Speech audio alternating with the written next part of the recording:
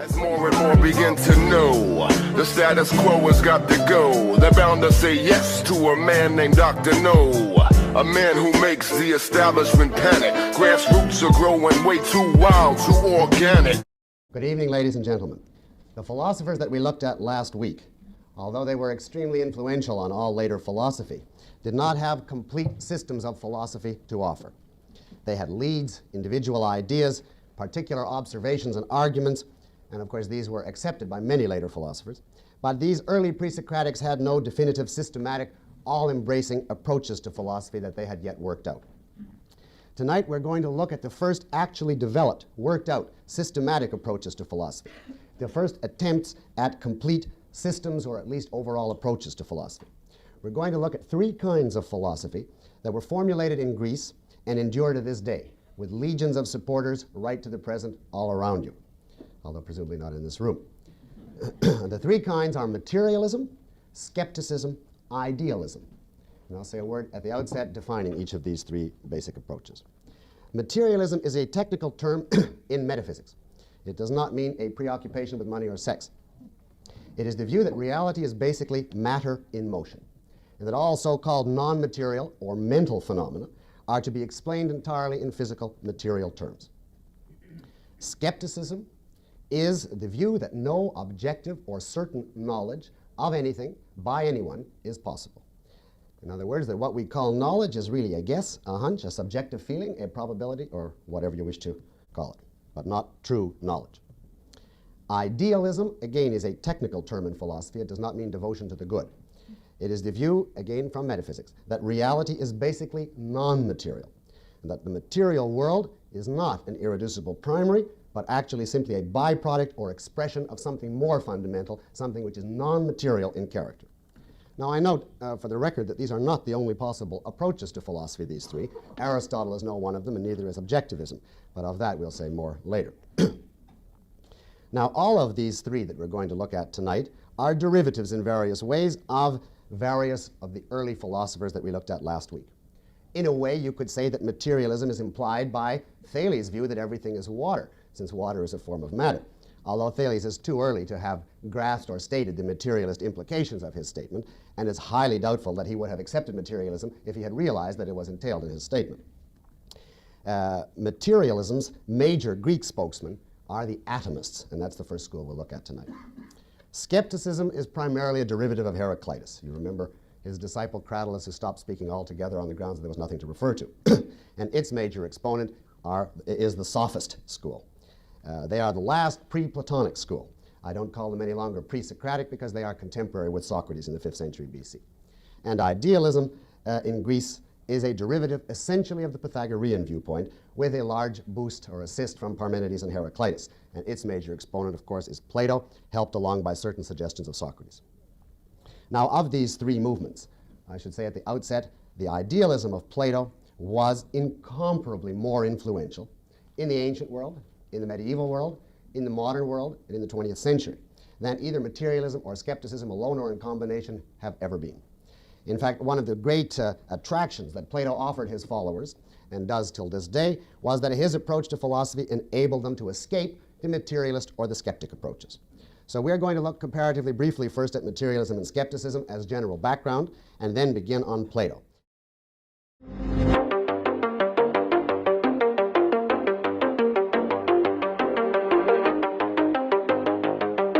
Story at the top of antiwar.com today: most Americans oppose more aid for Ukraine. So this is according to a CNN poll that was released on Friday, and this poll was conducted by SRSR from July 1st to the 31st, so last month, and the sample size was 1,279 people.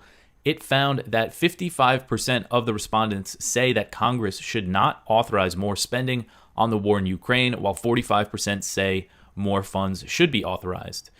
So another question that they asked is if the U.S. has done enough to support Ukraine. 51% said yes, and 48% said more should be done. And these results show how support for the policy of backing Ukraine against Russia has waned in the United States as the conflict has dragged on. A poll that was conducted when Russia first invaded in February 2022 found that 62% of the people asked thought that the U.S. was not doing enough.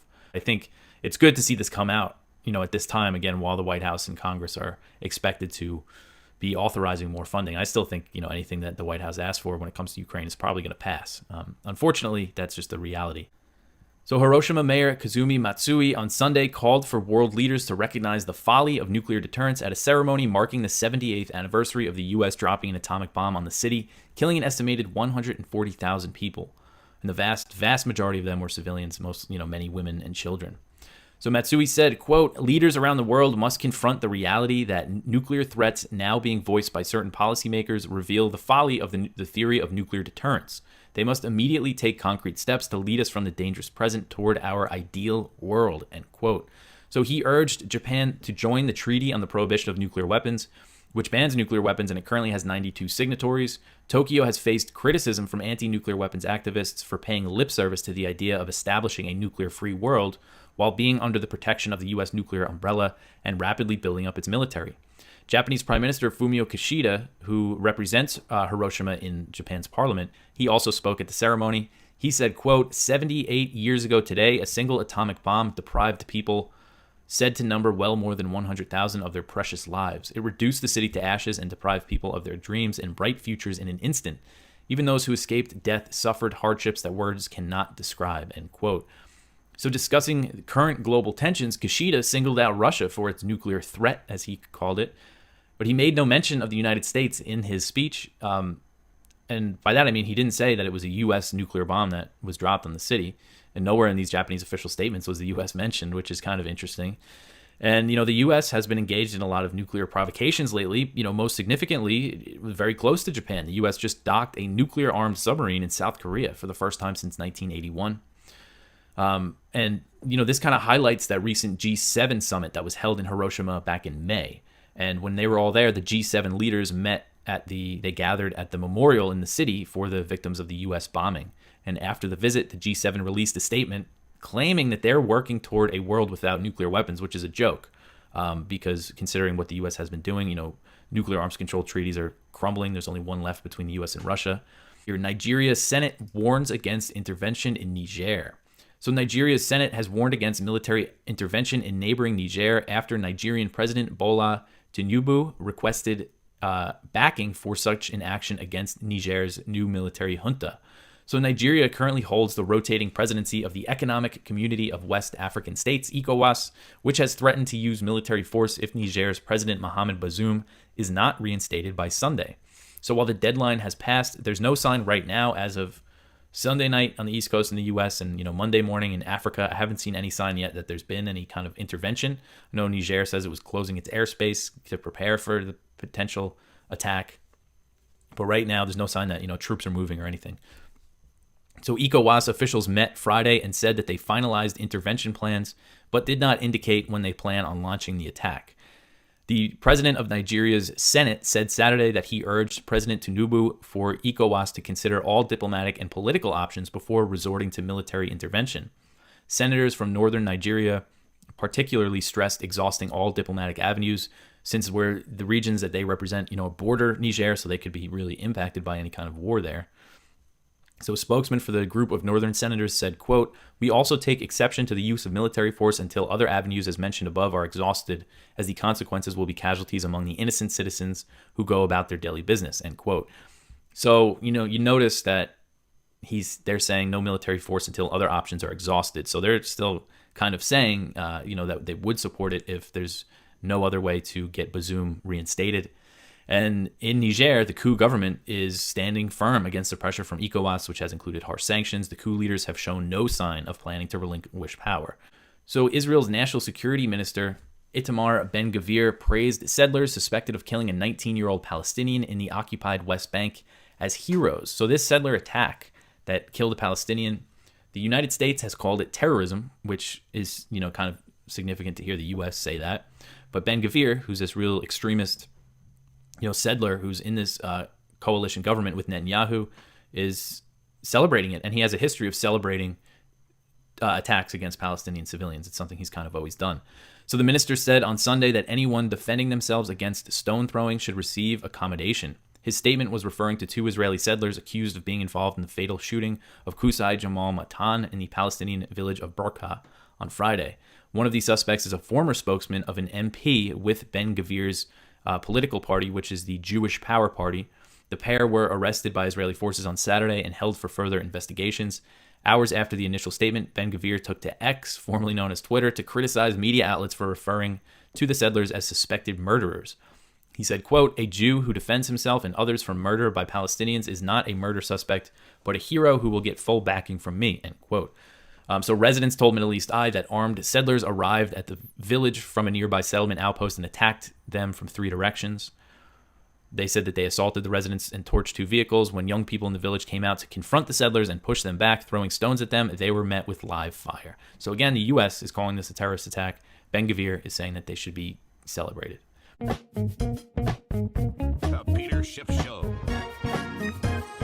In fact, the oil price rising is an even bigger problem for the Japanese because they import all of their oil, 100% of it. They don't have any oil in Japan. And that oil is getting very expensive because not only is the price of oil going up, but the yen is going down. And so the yen price of oil is really rising. And that's one of the reasons that I think that the Japanese, which right now are the #1 holder of U.S. treasuries, more than Japan, more than the Chinese, I think Japan is going to be dumping its U.S. treasuries so it can pay down some of that debt and have, a smaller burden. Plus, they have to have a way of buying bonds without printing yen to create more inflation. And the one way they can do that is by selling treasuries. Because if they sell treasuries, they get dollars, and then they can buy yen. They can take those dollars and buy yen, and then buy back Japanese government bonds without having to create more inflation in the process. So that is a Band-Aid on this problem for Japan. They can buy themselves some time.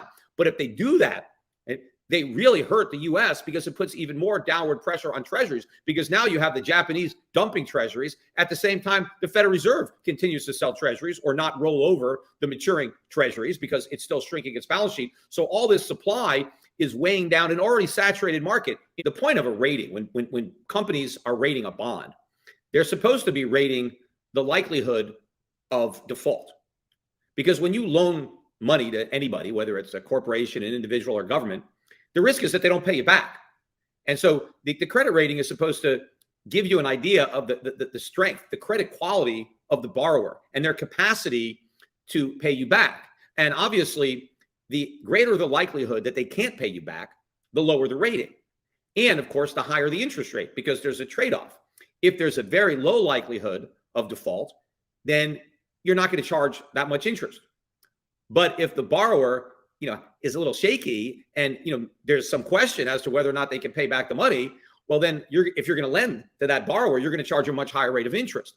And so, all these companies want to have a high credit rating because that reduces their borrowing costs. Now, normally a big factor in judging credit worthiness is how much debt you have, right? If you don't have any debt at all and you have a lot of assets, well, you're going to have a high credit rating because it's not hard to handle the debt. But if you have a lot of debt already and then you want to borrow more, the fact that you have a lot of debt is going to call into question your ability to repay. And so normally, the more debt you have, the lower your rating is going to be. Well, the U.S. government is the biggest debtor of them all. I mean, the U.S. government has more debt than anybody. Yet the credit rating was still AAA. Now, in fact, a lot of people refer to U.S. debt as risk-free, right? The risk-free rate. So it's risk-free. No matter how much debt we have, nobody is worried about default. Well, the reason no one's worried about default is because the Fed can print, because the government is borrowing in its own currency. See, a private corporation or a state, they can't print money. So if they can't pay, there's nothing they can do, right? If they can't raise taxes, if they can't cut spending, then they're going to default. So there's a real risk there. But nobody really thinks that the U.S. government's going to default. They're just going to print. Now, that's despite the fact that we just had this big, debt charade, and President Biden, Janet Yellen, Secretary of the Treasury, warned all of our creditors, we're going to default. If we can't raise the debt ceiling, we're going to default. So clearly, if you believe them, if they were being sincere, that's not risk-free. Because what they said is that if the U.S. can't go deeper into debt, then all the people who already loaned us money, you're SOL. Because America is only going to pay its bills if it can borrow the money to do it. But the minute we can't borrow more money, you're out of luck. We're not going to raise taxes. We're not going to cut Social Security, Medicare, anything. We're just going to cut the interest on the bonds, right? So you're low man on the totem pole if you own a U.S. Treasury. So it doesn't really sound like U.S. Treasury debt should even be AA+, which is where Fitch put it. By the way, when they moved it down to AA+, they left the outlook as stable, which makes no sense. I mean, if you're cutting the outlook because of the big deficits, which is what they said, well, I mean, the deficits are getting bigger. So it should be on watch for another downgrade. It shouldn't be stable. So, none of it even makes any sense. But if you believe what the president and the secretary of Treasury said, well, the rating should be much lower. Well, obviously, nobody believes them. Everybody knows that no matter what, the debt ceiling is going to go up. And so nobody has to worry about default. But that does not mean there's no risk. There's a huge risk when it comes to buying U.S. Treasuries. And unfortunately, that risk applies to all bonds that you could buy in U.S. dollars. It doesn't matter how creditworthy the issuer is. There is a huge risk. And in fact, you don't even have to lend money. The risk applies even if you take your dollars and stuff them under a mattress. And that is inflation. That is a loss of purchasing power. And that's really what these rating agencies should be rating when it comes to sovereign credit. If the sovereign is borrowing in its own currency, then let's take default risk off the table. Let's just, okay, there's not going to be default. The risk is depreciation. That's the risk, because depreciation is like default. If a government has to resort to a printing press to pay off its bills, then you're going to lose it in purchasing power. You'll get your money back, but not your purchasing power. So what Fitch and Moody's and S&P should be looking at when they rate the credit of the U.S. government versus the Japanese government, the German government, the Canadian government, the Australian government, any government, they should be looking at the fiscal situation and determine, is there a likelihood that this borrower is going to resort to printing money or quantitative easing, or do they have the ability to repay the debt honestly out of tax revenue or through spending cuts? And if they honestly assessed the credit worthiness of the United States, they would have downgraded to junk status. In fact, I don't even think U.S. Treasuries would deserve to be junk, because that would be, too high a rating. It's an insult to junk bonds.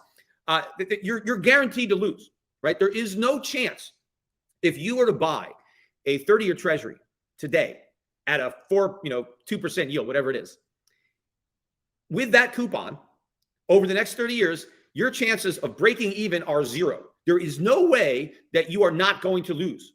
I'm not talking about losing dollars. You'll get all your dollars, most likely, but those dollars won't have anywhere near the purchasing power that they had when you loaned them out. So you're guaranteed to lose. So if you're guaranteed to lose on a bond, what should the rating be, right? Because it's supposed to be a probability that you're going to get your money back.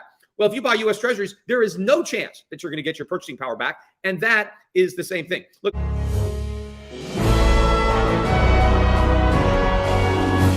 Well, we'll try. But the one thing about this is a good poll, and we're looking at it and we're trying to get some information out of it.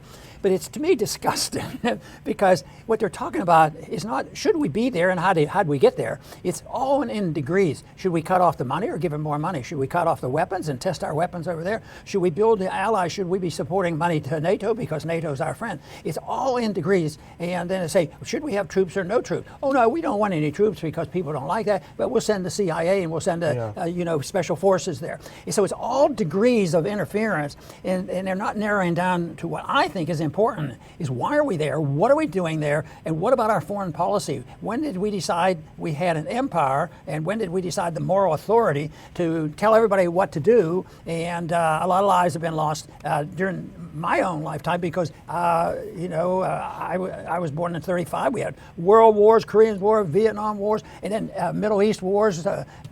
We've had wars in Ukraine, Syria, and they're ongoing. And as we try to wind them down, guess what? There's people stirring up trouble, confrontation with Taiwan and China.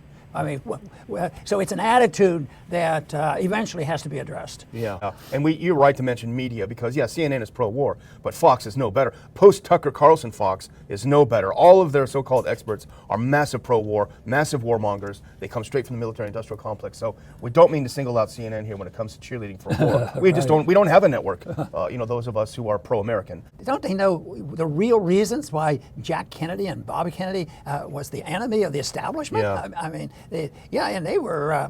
They tried their best to. They didn't come across shouting and making a scene where do it now instantaneously. They really tried to maneuver in a position where they had a wise position of we don't need these wars, and yet now they come down hard on Robert Kennedy Jr. And they're willing to go after him, and that was a real sad article. Because here's what he writes, and as we know, and we know very, very often, that Turley is by no stretch a fan of Trump. at all. Right. He's been extremely critical, and that gives him credibility, because he criticizes, but he does stand up for the Constitution. And go to the next one, because this is where I think this is the critical part of what he wrote, Dr. Paul. This case, which criminally targets the sitting president's leading opponent, is much more dangerous because it sets up the federal government as the arbiter of truth. The indictment essentially charges Trump with not accepting the truth. There is no limiting principle to this indictment. The government would choose between which politicians are lying and which are lying without cause. So if you just read that a couple times, it'll be up to the government to decide whether you're just lying, or whether you're lying but you don't have any cause to lie, so therefore you get prosecuted. Now, it's insane. Zero Hedge had an article on the war on truth, and they're talking about what we're talking about. But there was one sentence there I wanted to read because you've heard me say it a few times. And they say, today, too many of us have lost our way, and some people no longer even believe in the concept of noble truth. So Anheuser-Busch heir says ancestors would have rolled over in their graves over the disastrous pro-trans TikTok ad. Billy Bush is in direct heir of the founders of Anheuser-Busch. His father was Anheuser and his mother was Bush, or the other way around, I forget. Anyway, he went on TMZ Live with Harvey Levin, talked about what happened, and he was pretty upset.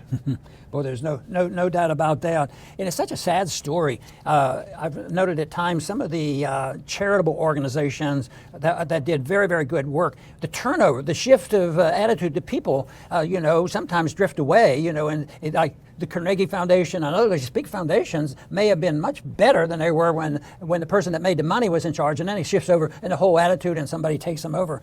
And this is an example of businesses, and that's occurring in the business. How many businesses now went along with all this nonsense and participating with governments to cancel people and do all this nonsense, and that I think is dangerous. But that's a reflection of a prevailing attitude and their loss of respect for some maybe basic principle of telling the truth, and what is the Constitution all about. So this is sad in a sense. The sad part is it happens before, and some got around it and survived. But this was the end. He closing shop. And that to me is so sad, beyond their control. And you say, well, they were dumb business people. Well, they eventually got influenced with some dumb business people and social conditions that have happened. And I can't. The big thing I can't resolve is, did they do the ad because they knew exactly what they were doing and they were looking to destroy the company, they were looking for chaos, or they did do it out of total ignorance that they were so innocent and they believed in this wholesomeness of polygenderism and all this kind of junk, and they believed in it. So it probably, I don't know if we'll ever sort that out completely, but because they ended up, in controlling so much and still are too much in control. But people are waking up and there is a shift away from it. Society barely existing, civilization was just starting, and they seem to have a natural tendency to understand what truth was all about, and when you disobeyed it, they felt that somebody should be punished, it should be pointed out. Well, it was rough stuff going back there, but there was an instinct that existed as far back as the Sumerian Code, if you look at it carefully. But I think that's why we're starved today, because there's this almost purposeful destruction of this whole idea that there's a right and a wrong, and that you can do whatever you want, and it's arbitrary. So I think that eventually philosophically has to be addressed.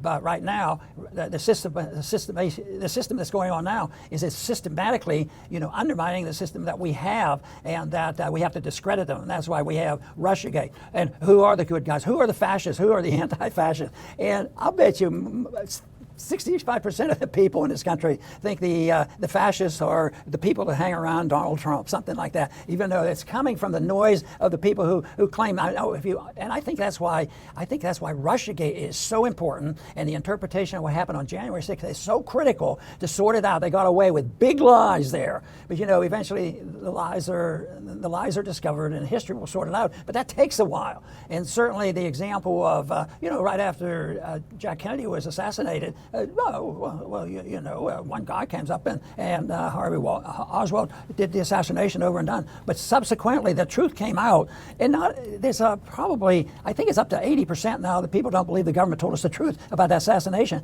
And every president since that, even though under law they were told to release all the information about the investigation of the assassination, they don't believe they've heard the truth, and it's still withheld. The Republicans haven't done any better than the Democrats in revealing what they know. know about what went on. And I don't think hiding the truth is the way we should go if we're seeking truth. And now let's then turn first to the materialists, the atomists as they were called in Greece for a reason we'll see in a moment. We saw last week the problem raised by the opposition of Heraclitus and Parmenides. Everything is change and that's all that exists. There is no change, only the motionless one. And we saw the Pythagoreans attempt to solve the problem by postulating two worlds. One which is constant flux, this one, and that should satisfy Heraclitus in their view, and one which is immutable, and that should satisfy Parmenides. So there was an attempt to reconcile these two views. Now the atomists are the outcome of a very different kind of attempt also to reconcile Parmenides and Heraclitus. In other words, a very different attempt from the Pythagoreans. The atomists belong to a general approach which is called pluralism, P-L-U-R-A-L, pluralism, and the name I'll explain in a moment. The pluralists were a group of philosophers who agreed with elements of Parmenides and elements of Heraclitus as follows. They agreed with Parmenides that the stuff that makes up reality has to be uncreated, indestructible, eternal, unchanging. They agreed absolutely there can be no what is becoming what is not, or vice versa. There is no what is not. Or to put it another way, they agreed that nothing really new can ever come into or go out of existence. But they agreed with Heraclitus that there is such a thing as change, process, action, motion, becoming. And they regarded this as simply too obvious a fact to deny. The question was, how will we reconcile these two views? And they got this idea. They said, what if we abandon monism? Now, monism, remember, was the view I introduced the term last week. It is the view that there is only one world stuff, that everything, for instance, is water or air or whatever it happens to be. Suppose we abandon that view and say instead that there are many different stuffs which make up the world. And of course, the name pluralism will come from the idea of many stuffs. Let us, they said to themselves, endow each of these stuffs by itself with all the Parmenidean characteristics, so that in itself, each of them is unchanging, eternal, indestructible, like a little miniature Parmenidean universe. But, they said, the one thing we'll allow these stuffs is to move around in space. That's all. We'll allow them to change their position. We'll allow locomotion as the only type of change permitted. Now, we will not therefore allow any internal alteration in the stuffs, no change in their individual qualities. And they argued locomotion doesn't violate Parmenides' principle because it doesn't require anything new to come into existence or to go out of existence. Locomotion involves simply a rearrangement of the stuffs that always exist in new combinations, a constant mixing and unmixing, as they put it, of the stuffs in different arrangements. So we will never have a case of what is becoming what is not, or vice versa. We are going to then explain every other kind of change exclusively as being actually, in reality, a process of changing position and therefore changing rearrangements of these unchanging stuffs. If you want to think of it this way, we'll take Parmenides 1 and smash it into a bunch of separate little stuffs. And we will explain all change, growth, becoming, development as merely a process in which these eternal stuffs constantly shift around and rearrange themselves. So we won't need any reference to non-existence as the beginning or the end of the process of change. And the key point will be nothing new ever comes into existence. Hello, everybody, and thank you for tuning in to the Weekly Report. Will the Fed end Trump? Early in 2017, Senator Chuck Schumer stated that then newly elected President Donald Trump was dumb to be antagonizing the intelligence community because they have 6 ways from Sunday to get back at you. Senator Schumer seems to have been on to something given the possible involvement of U.S. national security officials in the various attempts to remove President Trump from office and then sabotage his re-election campaign. As powerful as the intelligence agencies are, there is another secretive government institution that also has great ability to harm or help politicians, the Federal Reserve. By manipulating the money supply and interest rates, the Fed can cause a temporary boom or slowdown. As we have seen over the past several years, the Federal Reserve's money creation will also lead to rising prices, which can offset any economic benefits the average American receives from a Fed-created boom. While the Fed is responsible for booms and bust cycles that plague the American economy, most people give the credit or blame for a strong or weak economy to the president and other elected officials. Partisan politics play a role in this too, like when Republicans labeled the price inflation created by the Fed's unprecedented money creation Biden inflation, suggesting Biden was responsible. Since the Federal Reserve's creation, presidents have pressured the Fed to implement monetary policies helpful to their administrations. Usually, the Fed tries to accommodate presidents, which is why economists refer to the political business cycle. However, the Fed does not always accommodate presidents.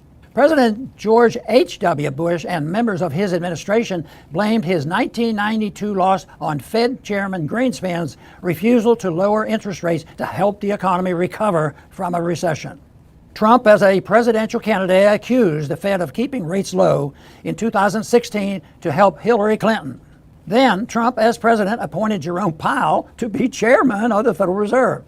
Trump proceeded to regularly criticize Powell on Twitter for not lowering interest rates, even though rates were already at historically low levels. Trump was criticized for trying to influence the Fed, even though almost every president tries in some way or another to influence the Fed's monetary policy. Trump's mean tweets certainly do not compare to Lyndon Johnson, who once shoved Federal Chair William Martin against a wall after a Fed interest rate increase that would hinder financing of the Great Society at home and the Vietnam War abroad. Biden has stated that he would respect the Fed's independence, so it makes sense that Powell would prefer 4 more years of Biden's silence to 4 more years of Trump's online attacks. The desire to help, or at least not hurt, Biden could be the reason the Fed is signaling it will stop raising rates next year. This may also be one reason many mainstream economic commentators are saying the Fed has succeeded in bringing down inflation without throwing the economy into recession. If President Trump had pushed the passage of the Audit the Fed legislation, he might not have to worry about a secretive central bank undermining his campaign to regain the presidency. Furthermore, if Trump's opponents really cared about protecting the American people, they would focus on the threats to liberty, prosperity, and limited constitutional government posed by the Federal Reserve's fiat monetary insurrection. Thanks for listening.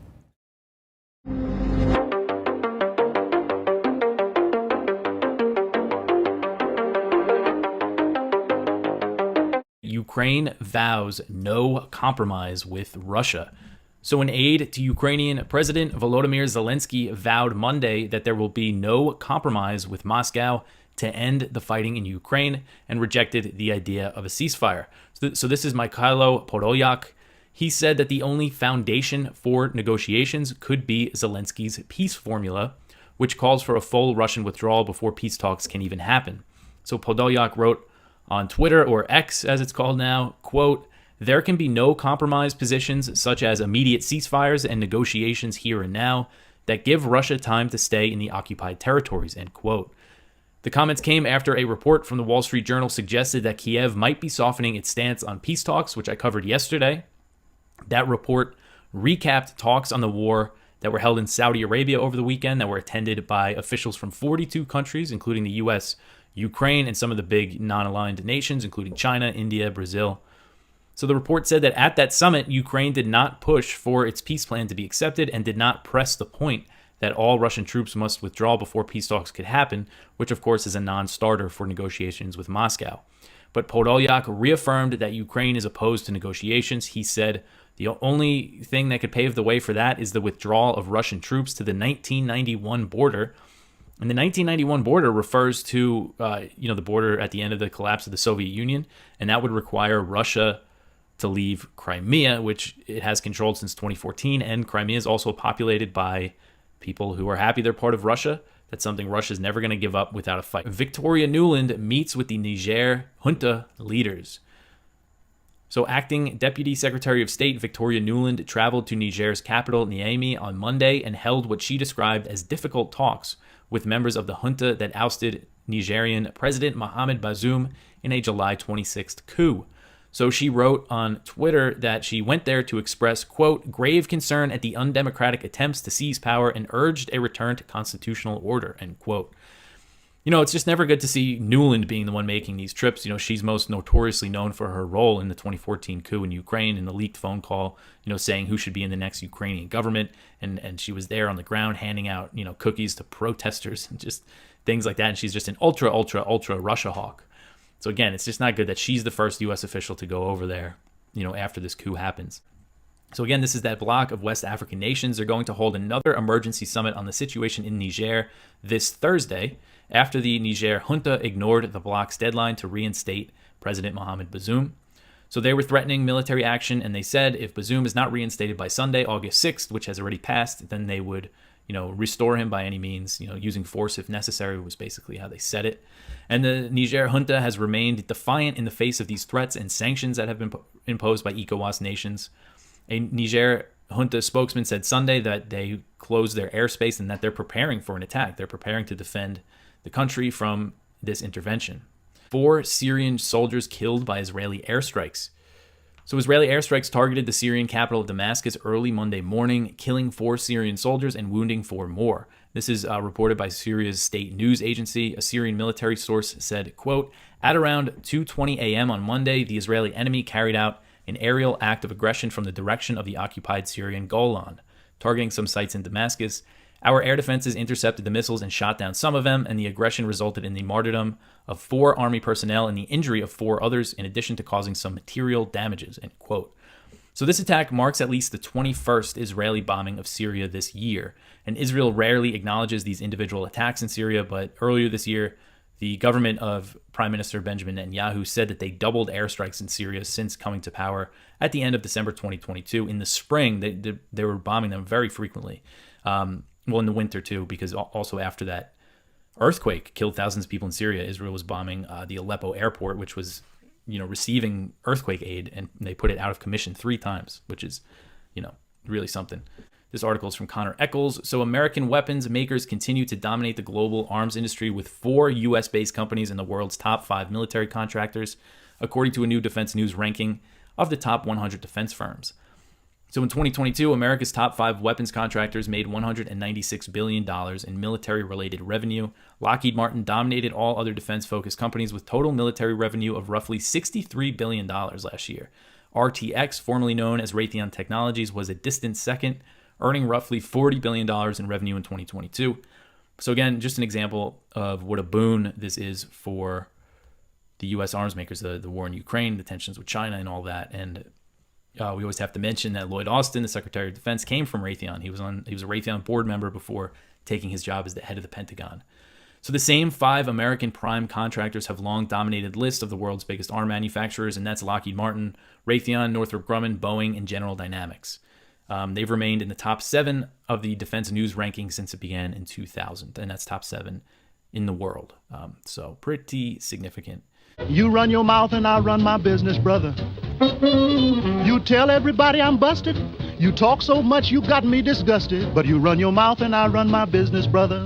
There is a distinction between hard corruption and soft corruption, and all these people are in on this racket. I'm sure every single one of these kids, of every single advanced politician, probably gets jobs that pay them outside of their pay grade because they've got a bit of a last name, and that gives them access to things that other people don't have access to. And so, the Clintons, that was probably harder corruption, that they're sending military gear and making decisions for stuff that's going to be going to Saudi Arabia. And so you get the Clinton Foundation's making all sorts of money while she's got access to power. And then she leaves her position in power, and those donations, they fall off a cliff. Or what happened with the Kushners and Donald Trump getting paid to have his name on hotels. They're all in on this racket. So what would be more interesting in regards to the Bidens and actually proving some sort of a corruption is, are we currently engaging in a war in the Ukraine with massive amounts of people dying because they're trying to get favored contracts to BlackRock or to this other military company? That's the hard corruption stuff that gets very interesting. That's the type of stuff that you would want to actually prove. All right. So they've been kind of circling that they're going to prove firm corruption in the Biden family. And then you keep talking about all this Hunter stuff. And then you get this Devon Archer guy who was his business partner. And so you keep having these floated stories connecting that obviously Joe Biden knew that Hunter Biden was selling the influence, but he wasn't just peddling influence that he didn't have. Joe Biden was actually in on the racket. And so once again, you get this testimony behind closed doors with this Devon Archer guy, and you're left in the exact same gray area that you ever were. There you go. It's new information just serving up more gray. It's like if the waiter brought you out a steak that was gray, and you're like, can I get a not gray steak? And he goes, no problem. We'll get right on that. And then he brought you a bigger gray steak. So with that, I think we might be having a similar thing with Donald Trump.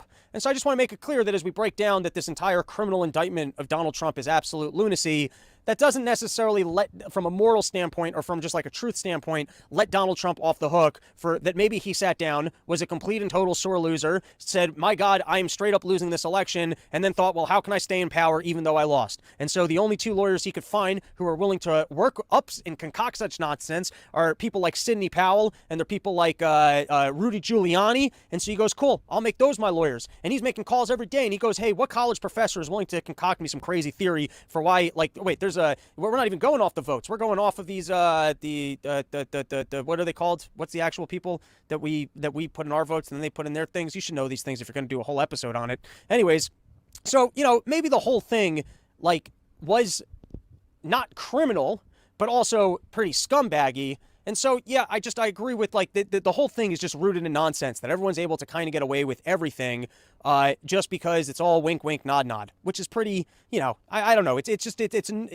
I guess it's annoying. That's all I can really say about it. Conversation was tied to your predecessor, who is about to launch another campaign. So how do you reassure them, if that is the reason for their questioning, that the former president will not return, that his political movement, which is still very strong, will not once again take power in the United States? Well, we just have to demonstrate that he will not take power by, if he does run, making sure he, under legitimate efforts of our Constitution, does not become the next president again. All right, so it seems like they want to do everything they can not to leave it to the voters and to figure out how they can disqualify Donald Trump from running. On that note, I saw an article in the New York Post the other day where Bill Barr had said the following. Barr said he feels that the DOJ does not appear to go after Republicans more than Democrats. He fears that Trump, if reelected, would use the government to take out his opponents. And that's why I think it's so ironic all these people are getting huffy about weaponization, which they should, because we can't go tit for tat, he said. But Trump, as you say, he's very clear about it. I think there's no question that he believes these institutions should be used to go after his enemies. Whether it's criminal or not, someone who engaged in that kind of bullying about a process that is fundamental to our system and to our self-government shouldn't be anywhere near the Oval Office, Barr told Collins. And for him to be attacking a prosecutor who's investigating that with all the epithets, I don't know that word, and so forth, which he has no basis for, as far as I can tell, is ridiculous. I even think there might have been a secondary article where he said more clearly Donald Trump can't get back into office because we know that he's going to then go after other people. But it seems to me like the powers that be look at all the tricks that they threw at Donald Trump, and they look at the way that they've weaponized the Department of Justice this time in terms of going to his house, grabbing the documents, and now pulling him into court onto every which way thing. And they've clearly broken from the norms, which is not prosecuting prior presidents. And I think they're now living with the reality of, we absolutely cannot let this guy win because we violated power in a big way to go after him. And so if he actually had this power, he's probably going to come after us. Is one of between 20,000 and 50,000 Ukrainians who have lost one or more limbs since the start of the war, according to previously undisclosed estimates by prosthetic firms, doctors, and charities. The actual figures could be higher because it takes time to register patients after they undergo the procedure. Some are only amputated weeks or months after being wounded, and Kiev's counteroffensive underway, the war may be entering a more brutal phase. By comparison, some 67,000 Germans and 41,000 Britons had to have amputations during the course of World War I, when the procedure was often only available to prevent death. Fewer than 2,000 U.S. veterans of the Afghanistan and Iraq invasions have amputations. I think we don't get enough information about how brutal this war is. And when you get people who are yelling, hey, don't we just have to hold Putin accountable? It's like, well, are you going to fight? Is this you and your relatives? We don't see the cost, but it's really costly. And I don't know. I don't like that gamble. I don't like yelling about how other people, like, we have to spend money and we have to use our resources to empower these people to win what looks to be an unwinnable fight. And like how much, I don't know, just like how much suffering and shit do you have to overlook to take that perspective of, well, we just have to hold Putin accountable.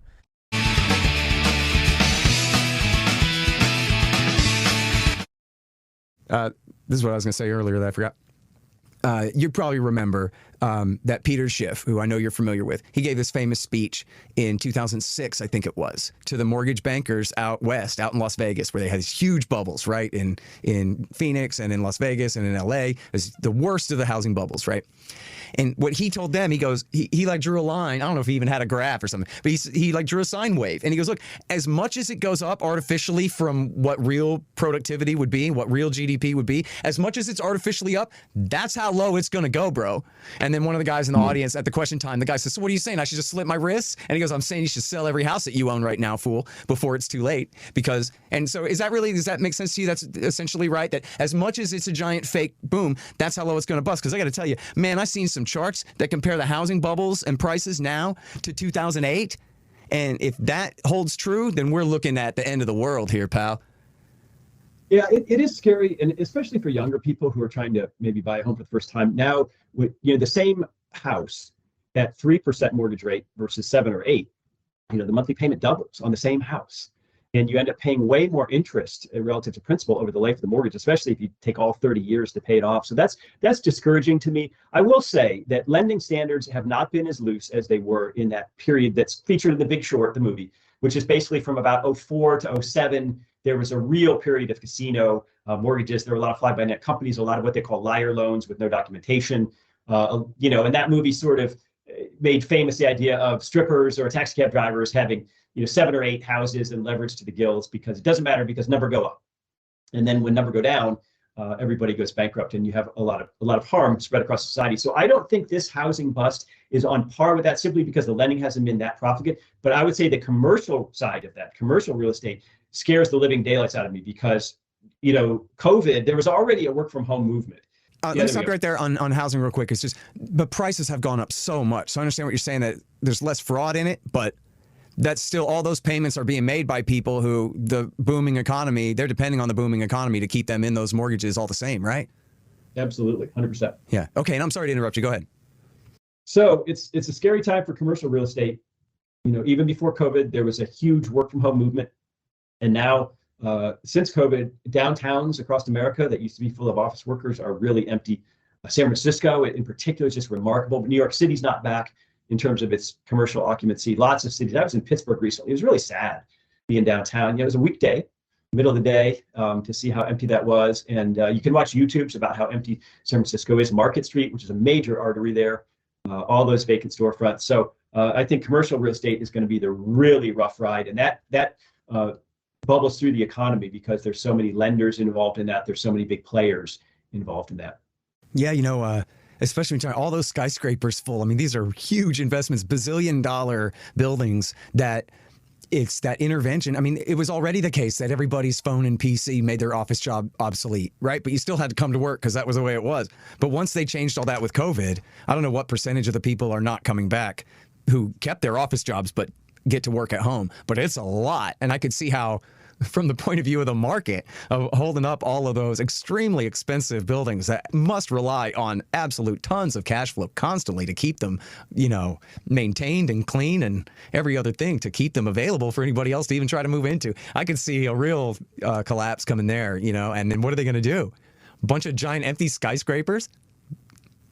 Well, also retail storefronts, office parks. Mm-hmm. There's a lot of examples of this. So it's shopping malls.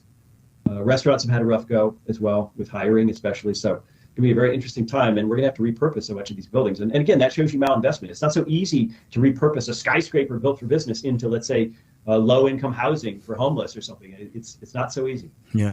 The sovereign governments keep American $100 bills in their vaults, and that underpins all of their debts and this and that and whatever, and how they handle all kinds, not just oil, but all kinds of international exchanges in dollars.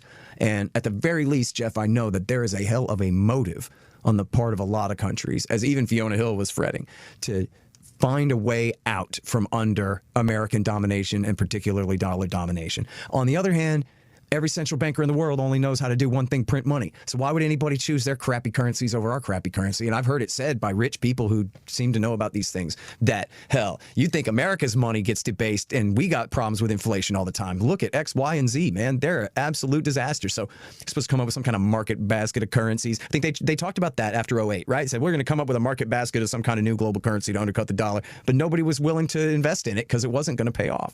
So, oh, wait, one more thing about this before I forget. I thought it was funny. I saw a tweet. I don't know who it was. Some guy gets credit. Random guy gets credit. The news story was the Russians told the Indians tried to pay the Russians with rupees for some, I don't know, gas or metal or something. And the Russians told them, yeah, no, we'll take whatever, rubles or dollars or whatever it is, but we won't take rupees. And then so somebody in a smart aleck tweet said, yeah, everybody's a multilateralist until somebody tries to settle their account with rupees. And then all of a sudden, not so much,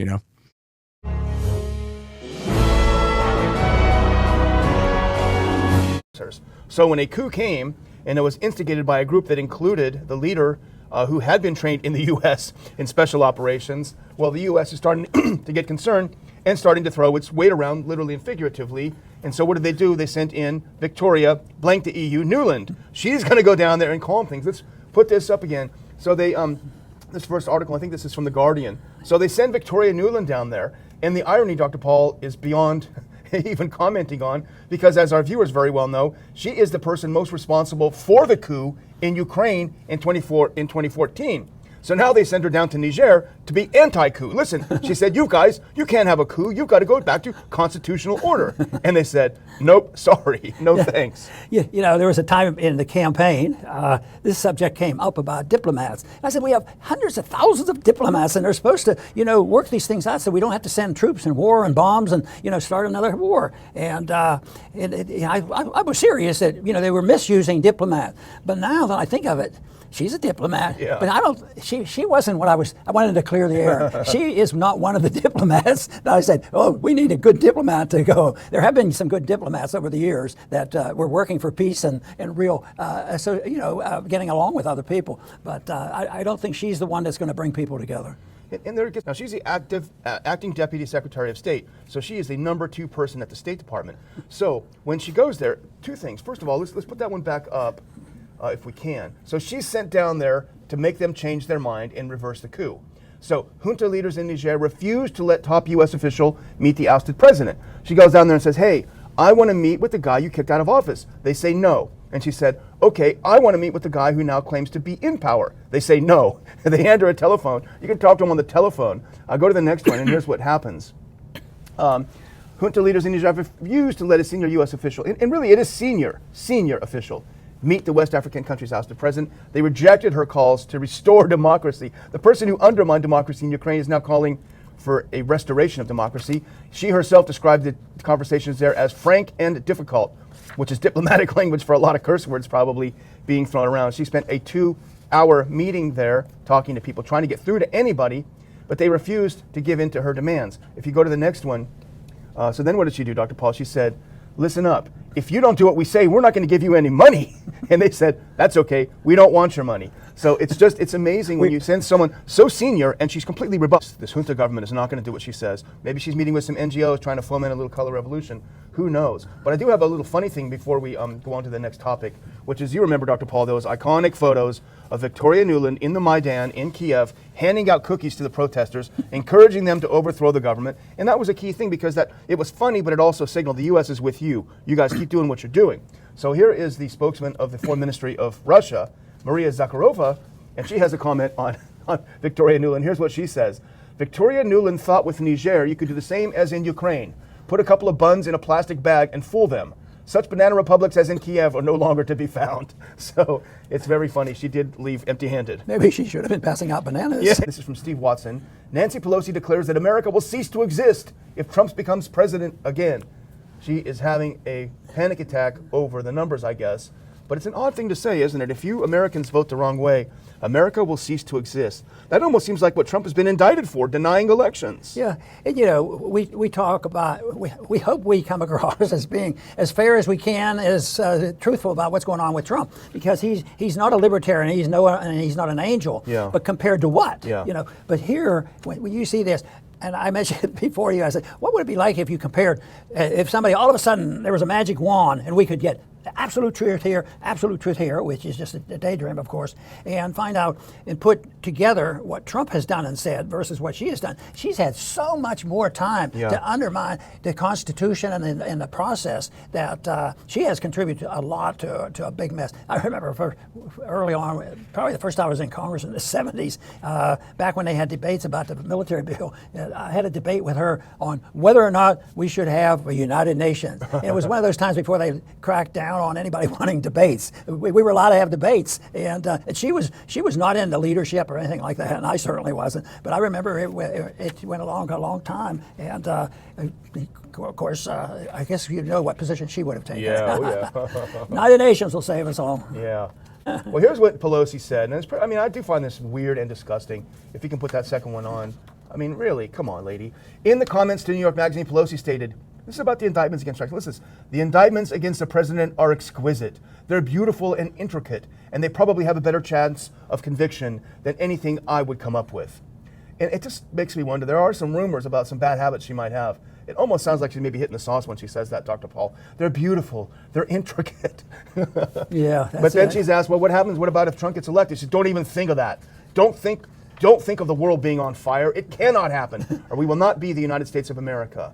Now, if she's saying that out in public, there's only a small step, in my view, between it cannot happen because it's the end of America, and we're going to do something to not let that happen because we don't want the end of America. And she said, I'm not telling the truth here, I'm embellishing a little bit. And she said, as I'm retiring, I want to dedicate my life to making America more like San Francisco. Oh, yeah. Well, of course, the question was, what are these many stuffs? Now, the early pluralists are primarily of historical interest. The first advocate of this approach was a man called Empedocles, E-M-P-E-D-O-C-L-E-S, who was 490 to 435 BC. And he was not very original in his concept of what the stuffs were. He just picked up the various stuffs of his predecessors and combined them into one view. So he said there were four basic kinds of stuff, four roots, as he called it: earth, air, water, and fire. And everything else was merely combinations and rearrangements of these four. So much for Empedocles. I mean, he had a clever idea, but it's not worth spending time on here. Now, he had a successor, Anaxagoras, A-N-A-X-A-G-O-R-A-S, who was born around 500 BC, who disagreed with him. Also a pluralist, but he argued as follows. He said to Empedocles, in effect, you say there is supposed to be nothing new coming into existence. You say that on your philosophy, you never have what is not becoming what is. But I don't see it. As far as I can tell, on your viewpoint, you are violating Parmenides' basic principle all the time. Consider, for instance, tomatoes, or bananas, or tobacco, or chalk, or flesh, or hair, and so on. Now, you say that these things are formed when earth, air, and so on get into different combinations. But even so, all these things I mentioned are different from earth, air, water, and fire. They have different qualities. They have different tastes, and different colors, and different sounds, and different odors. So something new is actually coming into existence. When various changes take place, banana taste comes into existence, and then when the banana disintegrates, it goes out of existence, and so on. He said we have to really be consistent here. If there are truly to be no new qualities in reality, and that's the basic Parmenidean principle, there has to be way more than four stuffs. There has to be an indefinite number of stuffs. There have to be as many different stuffs as there are different types of things. There has to be tomato stuff with its distinctive qualities, and banana stuff, flesh stuff, hair stuff, tobacco stuff, etc., etc. And each of these will have to be regarded as irreducible, inexplicable in terms of anything else, a basic ingredient of reality. Now, he said, if we take this view and we say little tiny bits of all of these stuffs are actually in everything, little seeds, as he put it, of all these stuffs are actually in everything. And you might say, well, but I don't see banana stuff and tomato stuff when I look at somebody's hair. And of course, the answer would be only little seeds are there, and your senses are too gross to detect them. Your senses deceive you. You only see the dominant stuff. Suppose that little bits, little seeds were of everything, was in everything. Then, he says, change would really only be a rearrangement, and nothing new would ever come into existence. If we burned wood, for instance, and converted it to ash, well, there wouldn't be new qualities coming into existence because the ash stuff was always in the wood to begin with, and all that happened is a certain rearrangement made us able to perceive the ash stuff and temporarily obscured the wood stuff, which is still there, and so on for all changes. This, he said, is the only thing to do if we're to obey Parmenides' principle. On the other hand, this was a total dead end from the task undertaken by Thales. It was a total collapse, because Thales wanted to find unity in the midst of diversity. He wanted to find the one in the many, and here we end up with diversity, with the many as absolutely irreducible and inexplicable. It's a hopeless theory, which would be the end of science. All you can say about tomatoes is they're made of tomato stuff, and so on for everything else. And yet it seemed to follow from Empedocles if you're going to be consistent with Parmenides.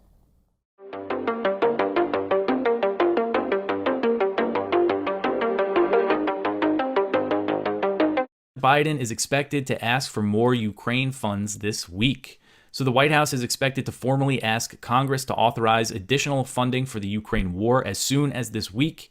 And this is based on a report from Punchbowl News. They cited sources familiar with the matter.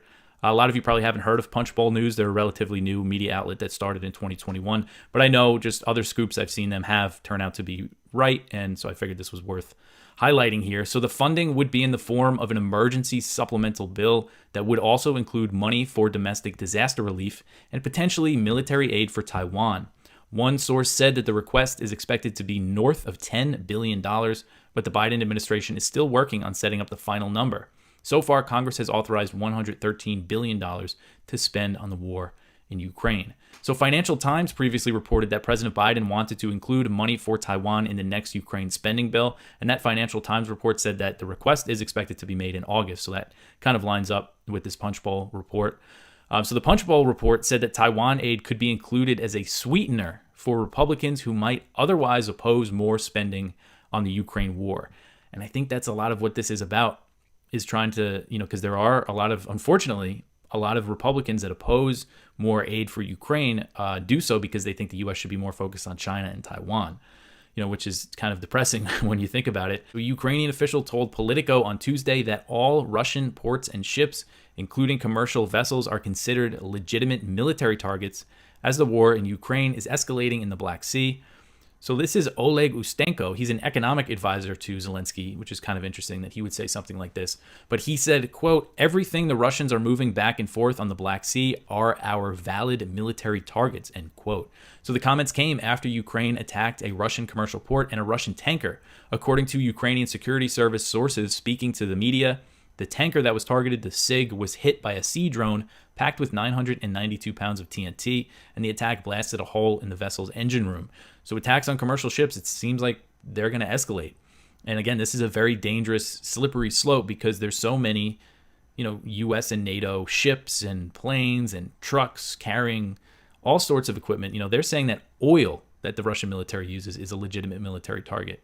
Well, apply that to all the stuff Ukraine is getting from the West. This is seriously could give Russia another pretext for strikes on NATO. So Israeli Defense Minister Yoav Gallant warned the Lebanese resistance movement Hezbollah on Tuesday, threatening to send Lebanon back to the Stone Age in the event of an escalation or conflict.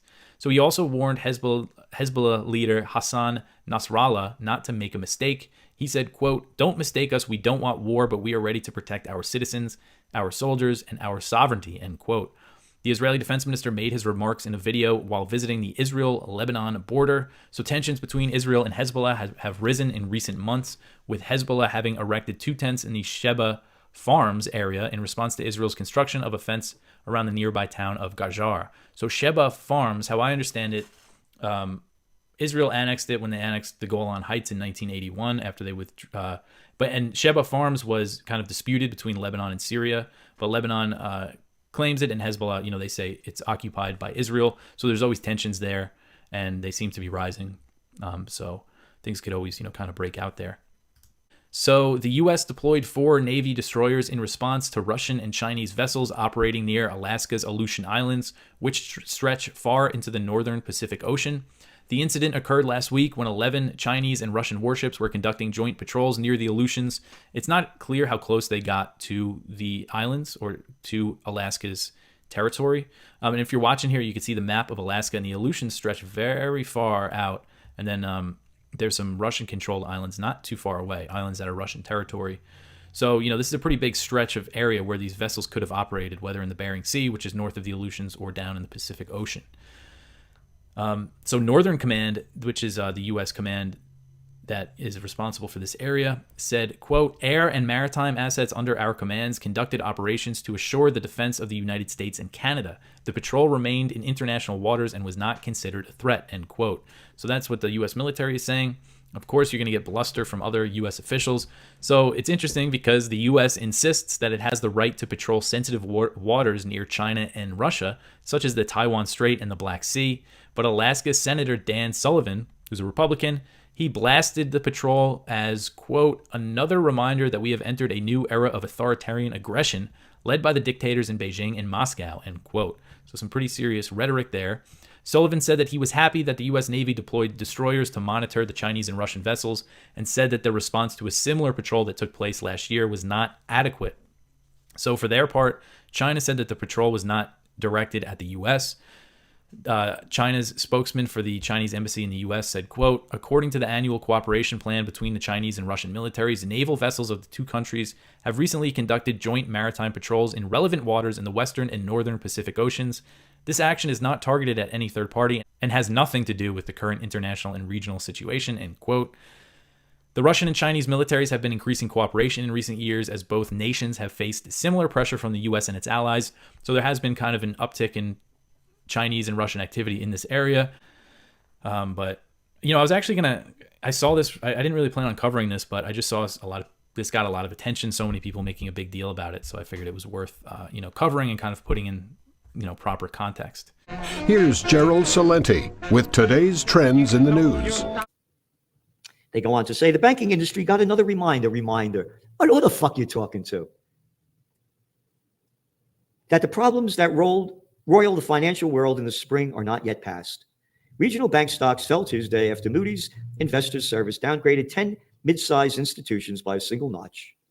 Moody's also warned about a review of 6 other banks or possible downgrades, including U.S.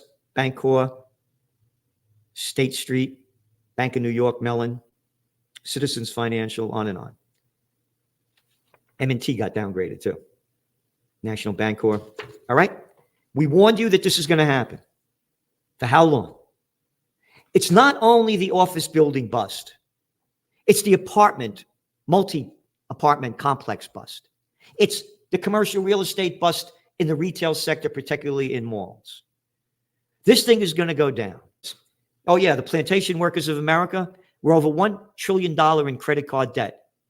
When I was a kid, I used to use the mafia. Hey, the mafia and the Jewish gangsters. They're charging 10% interest rates when you borrow money from them. Oh yeah?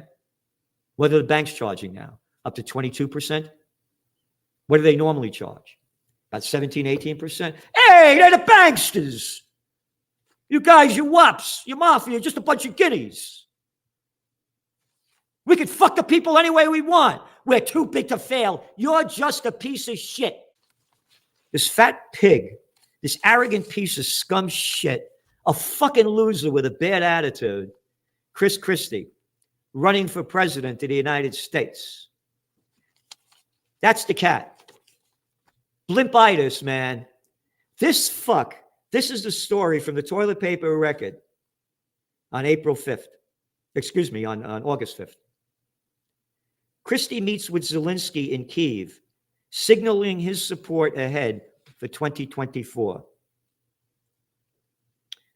And Mr. Christie, in his second 2024 geopolitical visit to Zelensky, said that he praised Zelensky for demonstrating, quote, the resolve it takes to survive a war and ultimately win it.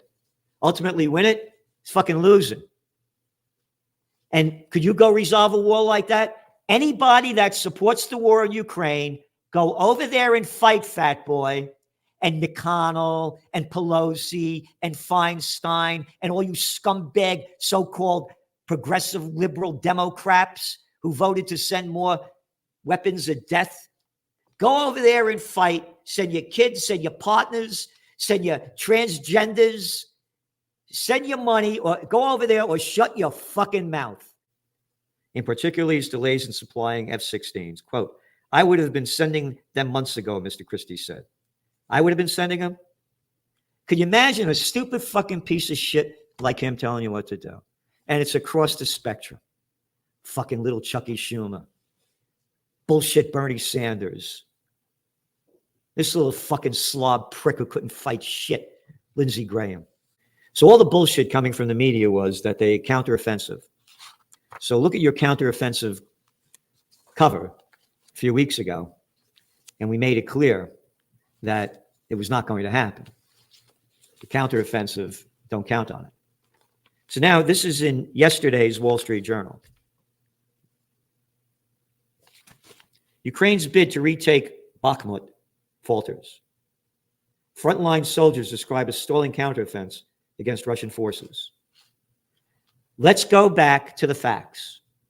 The fact is that the Wall Street Journal, one after another, kept quoting Zelensky and everybody that they wanted, that the counteroffensive was going to drive the Russians out.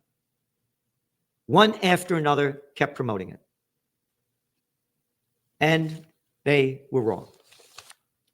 Today, in the Cartoon News Network front page, Western allies receive increasingly sobering updates on Ukraine's counteroffensive. Quote, this is the most difficult time of the war.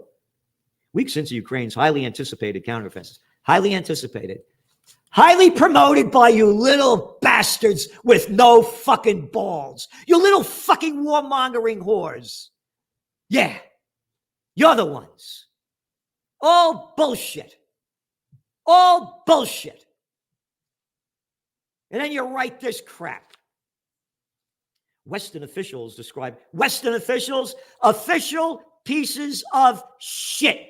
Official pieces of shit that the masses believe, whether it's about getting the jab, fighting the COVID war, you believe the crap spewing out of the mouths of morons. All of you people, we're not talking to you because you hate me. You know why? Because you're a coward and you won't fight for freedom. And you're too fucking stupid and ballless to think for yourself. And you hate the truth and trends. So therefore, you hate the Trends Journal because we give you history before it happens. And again, watch out what's going on in this banking sector. We got it in detail in your Trends Journal. Your daily dose of liberty education starts here. The Tom Woods Show. Exactly know how it works. Is the sheriff in charge of the police force? Like, do you actually hire and fire people? The sheriff is what's called in Arizona the chief law enforcement officer of the county. So that means supposedly over city police and over federal agents. Like the federal agents, if they do a search warrant in my county, they're supposed to advise me. A couple of times they failed to do so, and I reprimanded them for that. But they are supposed to advise me if they're going to do, like, say, a federal search warrant in the county. And the city police is supposed to advise the sheriff on any law enforcement activities they're taking in the county. But the reality of my life is, since I'm on the border here, and we have the largest border patrol office in the whole U.S. is in my county, and the third largest is also in my county, and we have the largest ports of entry of any county in Arizona. So there's another 1,000 officers that work there. There's a large DEA office, large FBI presence. So for practical purposes, federal officers outnumber local officers 30-1. There's 30 federal officers for every local officer. So it's kind of hard for me to require them in any meaningful way to seek my concurrence before they do anything. But, you know, these three-letter federal agencies are all Johnny-come-lately. They all came around in the 1900s, you know, like the FBI and the DEA and the ATF. Like the DEA was a creation of Nixon in 1973. You know, it's like very recent. J. Edgar Hoover's FBI was supposed to be just an unarmed intelligence gathering service, and that morphed into a law enforcement agency that carries guns and does SWAT raids. But all what you would call law enforcement at the civil and criminal level was all handled by the sheriff's office in the beginning of this country, you know, 1700s and 1800s. There was no such thing as even police departments until the 1800s when Robert Peel created the London Police Department, and then that was replicated in the U.S., New York Police Department, Chicago Police Department, Los Angeles Police Department. But before that, it was just the sheriff who was kind of the arm of the court for all civil and criminal functions. And it wasn't a patrol function either. It was like people would make a complaint, civil complaint or criminal complaint. The judge would make a ruling. He would issue a writ of execution, and then the sheriff goes and seizes the mule that was taken improperly from Farmer Brown and give it back to Farmer Smith. You know, it was basically the arm of the court or the judge. It's his arms and legs out in the community. Like, go seize that person, go seize that thing and return it to the rightful owner. But that's what it was. The sheriff did all the law enforcement functions in the U.S. at the inception of this country. We hear over and over again, those of us who live nowhere near the border. You know, I've lived in Florida, I've lived in the Northeast for quite some time, lived in the Midwest, never lived close to the border. And we hear all these stories about what's going on there and what should be done. Well, what is your perspective? Yeah, it's a very safe region, but that sells newspapers at the national level to talk about a border crisis and a war zone. My wife and I live on the ranch right next to the border. We look right into the hills in Mexico, and we take walks every night parallel to the border, and it's safe and everything. There's a lot of attempts to conflate migration with drug trafficking. You know, that the migrants that are coming over to work are all bringing fentanyl, and it's very promotes this kind of crisis mentality. And some people use that to scare people, to scare the voters. Arizona has a large retired population, so it's kind of easy to scare those people that come in from another state, Michigan, Minnesota. They move down here to Sun City or Green Valley or Chandler or, you know, Yuma because of the weather. And then they're told you have to be scared of your own shadow down here. But, you know, I go to Mexico all the time, and I went to the public schools here as my wife did here, and it's a very safe environment. And of course, as a libertarian, my thoughts on kind of immigration and border issues all go back to property rights. What little is left of the U.S. automotive industry wouldn't exist without these sub-assembly plants in Mexico right across the border. So it's a very hustling, bustling, busy area, a lot of buying and selling both ways, tourism going both ways, a lot of medical tourism for cheaper medical procedures and dental procedures in Mexico. But it does bother me when people try to make hay out of this idea that it's a war zone and everybody's getting inundated and killed with migrants that come and rape and plunder and pillage and loot and all this kind of stuff. And it's just not true. Like, my family has had ranch property along the border my whole life, my dad's life, my grandfather's life, my great-grandfather's life. And it's just been a peaceful relationship. You've got 100 sheriffs who are, let's say, broadly sympathetic with your worldview. How would you advise them in their capacity as sheriff? It's a difficult question because the sheriff's office is not a market creation. The Board of Supervisors picks a number out of thin air and says, you need to have X number of officers. And who knows, people may want more than that or less than that, or they may want to do their own security. There's no price signal to indicate whether people even want something like a sheriff's office to exist. So philosophically, for me, that's a conundrum, that this is a theft-funded organization, coercively funded, but they do some things that people would think are of value, like maybe upholding property titles and deeds and things like that. But, what I would say is just keep it simple. If I was speaking to a group of sheriffs, which I have done, just say look, I have no desire to run people's lives. You should have no desire to run people's lives. Let the market figure things out. Let people get rewarded in the market. They get more of good things.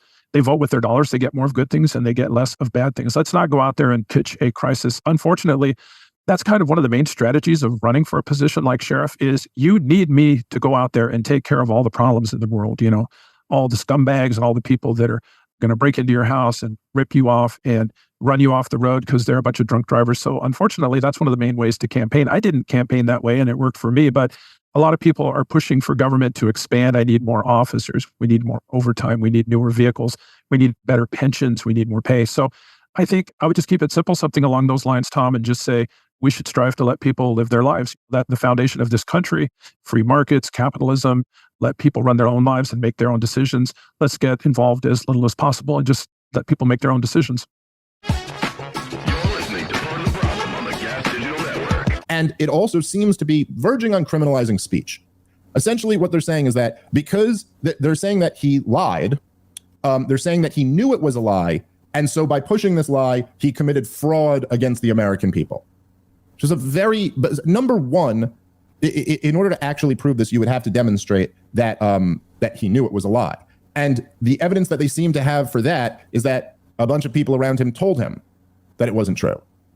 But that's such a ridiculous leap from that to get to he believed them. Because he also had lots of people around him, again, however you feel about them, Giuliani and what was the other, the lady, Powell, Sidney Powell. He had these people around him. His legal team was telling him that you absolutely won this and we can win in court. I don't even know the particulars, but the fact that they had to change the law at least means that they realized that the old law was open to interpretation. Yeah, their argument is that it was illegal, but also we had to write a law to make it illegal.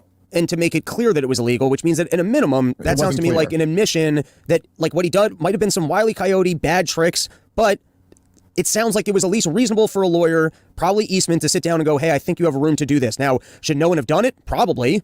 But it sounds like there was at least open for interpretation, which sounds like it would be hard to prove that what he was doing was like fraudulent or against the law because you had to change the law because apparently it was open for that interpretation is one. And this is what I was arguing with people on Twitter for, where they're like, oh, but what's the specific crime that this guy violated or what's that? And you're like, dude, if you can look at the Bush administration and the Obama administration and the Trump administration and not see the obvious crimes that were committed. I mean, look, the Constitution is the supreme law of the land. It claims it's the supreme law of the land, and everybody in government claims to agree with that. They all put their hand on the Constitution and take an oath to defend it against enemies, foreign and domestic. Every single politician has done this, okay? And the Constitution very clearly says that only Congress can declare a war. That the last war that was declared in the United States of America was World War II. The legal justification for every single war since World War II, every single one of them, Vietnam, Korea, Serbia, Iraq again, Afghanistan, Libya, Syria, Somalia, Yemen, Pakistan, everyone, and I've missed quite a few, the Baltics, every war, the justification for every single one of them The legal justification is that that wasn't a war. And this is the truth. They justify it by saying that wasn't a war. It was a military action. Could you think of a flimsier excuse than that? That the war in Iraq, which we all call the war in Iraq, because it's clearly a war, wasn't a war at all. Could you think of a more 1984 spin than that? Oh, that wasn't a war. That was just 20 years of military actions, just a whole lot of them. Now, of course, when we get hit on Pearl Harbor, when we get hit on 9/11, what do we say? That was an act of war. Because obviously it is. I mean, like, how could you call it anything else? On 9/11, that day, by that afternoon, it was all, we're at war. We've been attacked. We are at war. This was an act of war. Because of course it is. If anyone bombs us, that's an act of war. But yet we can have sustained bombing campaigns for decades and say that's not a war. No, legally speaking, it's not a war. Now, either it is a war and it's an illegal war because it was not declared by the Congress, or your argument is that it's not a war, which is the flimsiest of legal defenses imaginable. It's a clear violation of Article 1, Section 8 presidential authorities. World Jews want to retire. This is the way this incident should be handled. Like if we actually lived in just a normal, sane planet, it would be the lady going, hey, I'm trying to chop the dick off my 3-year-old, and you've made it harder for me to do so. And Ron DeSantis would go, well, I believe that that is child abuse. And yes, I've made it illegal for doctors to mutilate children within Florida. I think you need help. You should get your child help. And if you feel otherwise, you can bring them to one of the other states that have delusional mental illness and are willing to remove your child's penis for you. We will not have that in Florida. That's the way that should be handled.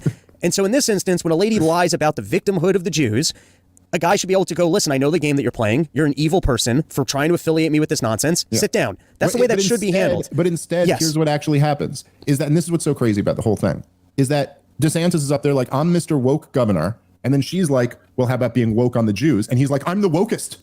I'm the wokest on the Jews. I'm just not woke on transgender, but I'm so woke on the Jews. You have no idea. I am so into identity politics when it comes to Jewish people. I'll throw money at it. I'll ban it. I'll ban it in universities. He actually says, we're going to treat it just like racism in universities.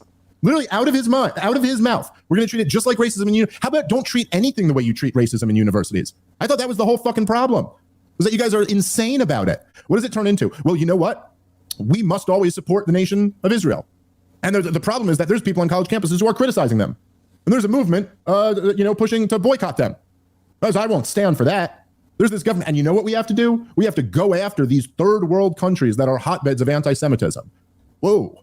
What exactly? If that's not the most neocon speak I've ever heard in my life. Oh, we've been spending the last 20 years going after a lot of third world countries. And you're saying now the reason is because they don't like Jews. Huh.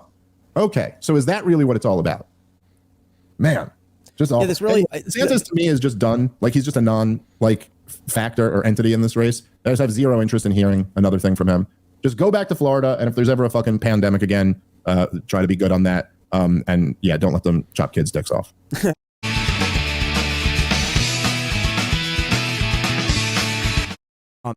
But essentially, as credentialed or whatever, the same sort of social status as the CFR or some of the bigger think tanks, right? And they have this thing is called the First Battle of the Next War, Wargaming a Chinese Invasion of Taiwan. And you've said that of all the different war games and scenarios and simulations that have been held, you thought this was the most serious and I guess the most well done, and yet still revealed glaring flaws in the game itself, but also predicted the almost worst case outcome for everyone involved, huh?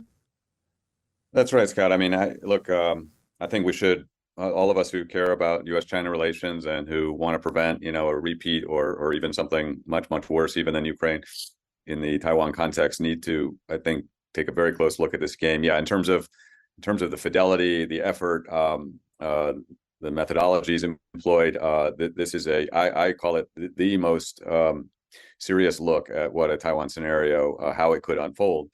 And, I should say at the outset, I do give the authors of this effort and CSIS quite a bit of credit here for really pushing the boundaries and taking our understanding a lot further. But like I said, I'm quite critical because although they have exposed some critical realities, such as, let me underline this 2 or 3 times, that they show that if this war is fought, that the costs to the United States are likely enormous. Hundreds of aircraft, dozens of ships, tens of thousands of servicemen killed potentially.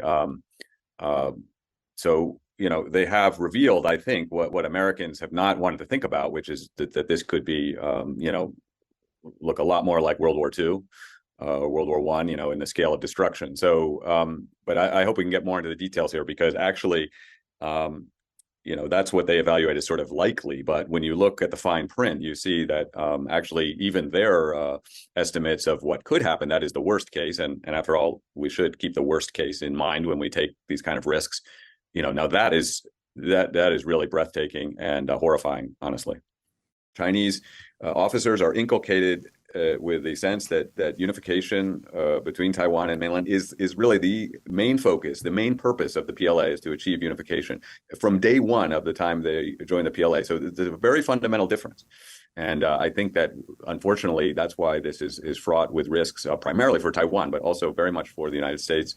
For China as well. I'm not sugarcoating this from the Chinese point of view. Their losses would probably also be huge, and the risks are very severe for China. But what I want to underline here is that this report, as helpful as it is, and again, I really strongly urge people to take a quick look at it, its conclusions. But what I fear is that we haven't really understood the full implications of this report. Let me just give you one example here. Like I said, in the best case, this report finds that the U.S. in this war loses about 200 aircraft. That's its best case, 200 aircraft and about a dozen warships. However, there is a worst case here. And in the worst case, the numbers are something like, at one point they say the U.S. might, we might lose, let's see, I think 4 aircraft carriers, 29 destroyers and cruisers, and 15 nuclear submarines. As somebody who worked for the Navy for 20 years, I can say, that would be nearly half of our Navy. And I can't imagine, the loss of life would be, well over 100,000. That is just appalling. And I have to say, I don't think that is the worst case, actually. I think it could be significantly worse even than that. So I think they underestimate in some ways the possible losses to U.S. forces. I can go through the details there, but it's a situation where we could lose, a third to a half of our Air Force and Navy. I think we had better think twice, 3 times, 4 times, and hopefully, in my view, effectively close the door on this. Fighting over Taiwan is, really a bridge too far. I would hope we have learned lessons from Ukraine. That is, you don't want to stir up this hornet's nest in the backyard of an angry great power. And again, Russia may be a great power. China is a bona fide superpower, and there's a difference. Well, listen, here's an option. We could negotiate and help peacefully reunify China and Taiwan, like in the deal. And then nobody has to fight at all. Well, okay, Scott, I think you seem to know a lot about Taiwan situation, because, right, if you study the history, you know that there are political, diplomatic solutions to this effort.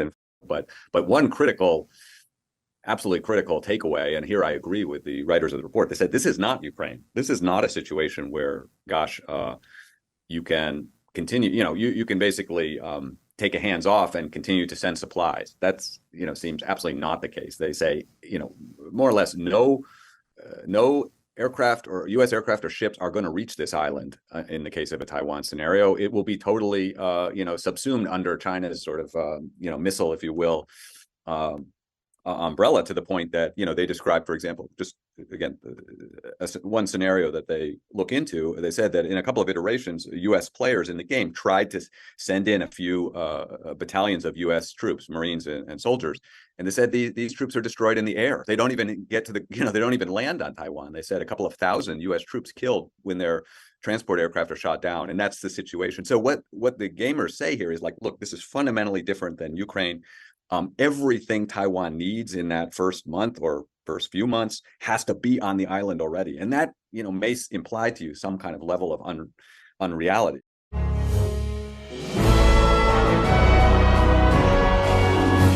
It was a 19-page memo outlining all of the details of the records that were being sent. As you can see now, it was released just this morning. Third bank records memorandum from Oversight Committee investigation into the Biden family influence peddling and business schemes. Now here is if you go to the next one, here is a Fox News write-up of it. And we're not going to go into the weeds here too much, Dr. Paul. That's not really what we do on the program, but here's a couple of things. This is from the Fox write-up. 19-page memo provides screenshots of redacted bank records. It says millions in payments came from Ukrainian energy company Burisma Holdings, we know that, as well as Russian oligarch Yelena Baturina and Kazakhstani oligarch Kenesh Rakishev, and that then Vice President Biden attended dinners with Baturina, Rakishev, and 8th representative from Burisma. And it says, the memo states the Vice President met in person for significant periods of time with those individuals or the representatives. The VP Biden joined approximately 20 phone calls on speakerphone with Hunter Biden's foreign business associates and attended dinners with foreign oligarchs who paid huge sums of money to Hunter Biden. This is from the memo. Joe Biden, quote, the brand was the only product the Bidens sold. 20 million bucks. Easy money. Yeah. So easy money. Hopefully, it'll lead to hard times. Yeah, yeah. But that's not likely to happen. But they've been able to get away with it. That's why the ideas and the control of the media are so important. That is also the reason why we've emphasized this thing. When governments and big business get together, they can control, the freedom of speech of individuals, and that's still a mess. But I think we've made some progress there, where people are starting to wake up and not trust social media and a few others. But that is a big problem. It's a sad story, and you talk about the Department of Justice. Yeah. There is none, and I think there's been a significant change systematically over 100 years of shifting from a republic to this authoritarian system that we have. And if you don't have a justice system, there is no republic. You can't have it, because they control things. And of course, my decade of becoming more alert to what was going on was in the 60s. But that was when the deep state really showed their muscle, and now that has progressed, and bits and pieces of people starting to resist, but it has to be, competing with them with, if they're telling a lie, you have to refute them, and you have to stick to your guns, you have to tell the truth, and you have to have principles behind it, and you can't use force. What they do, force and intimidations and, the authoritarian approach, like in freedom of speech, what do? If you don't do what we tell you, you've lost your job. Yeah. It'll ruin your life, and they were capable of doing that.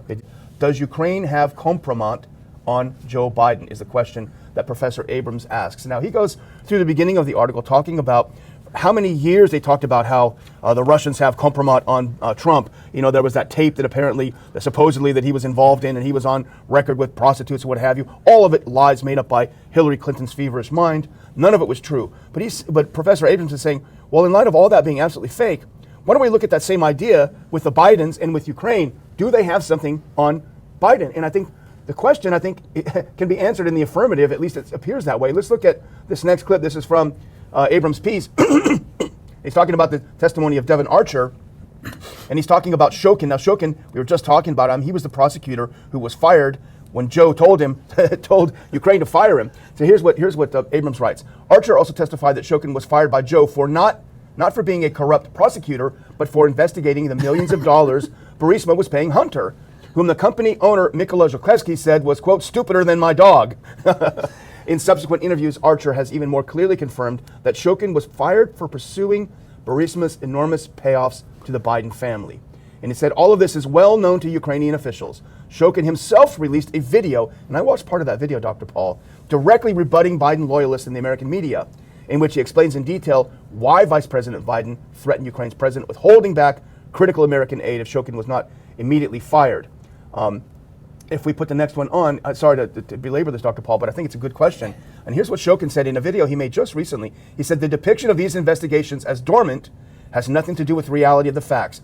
Mr. Biden was told we were going to start questioning his son and others, Archer and others, all involved in the Burisma case. And everyone understood very well that this fight was going to end badly for them. Biden had understood what was looming. We were about to reach the outcome of the case. Having understood all this, Biden used all the unofficial means at his disposal. Biden was acting on behalf of his own interests for his family. Joe Biden had reason to fear all of this would eventually fall on his son. And for that, he was fired at the demand of Biden. One of the things that bothers me the most is the advertisements, to help the people who have been injured in the wars that we precipitated. It just tears me up because they really are victimized. But we should be doing a lot more to not only being compassionate about helping people like that, I believe in that, but I also believe in the compassion that pressures us to say, well, why don't we look at the cause and why don't we work to prevent it and steer from this? Because right now we're talking about a symptom of a corrupt system, and a corrupt justice system, a corrupt monetary system, a corrupt military and military-industrial complex. It's all that. But if we don't go back that one step and look at what is the precipitating cause, and it is dishonesty and not having a belief in what a higher law is all about, and even if it exists. Yeah, absolutely. At this point, the atomists enter the scene. Now, the two famous atomists are Leucippus, Leucippus, who lived sometime in the 6th century BC, and almost nothing is known of him. And therefore, the much more famous one is Democritus, Democritus, who, as far as we can tell, lived a whole century, from 460 to 360 BC.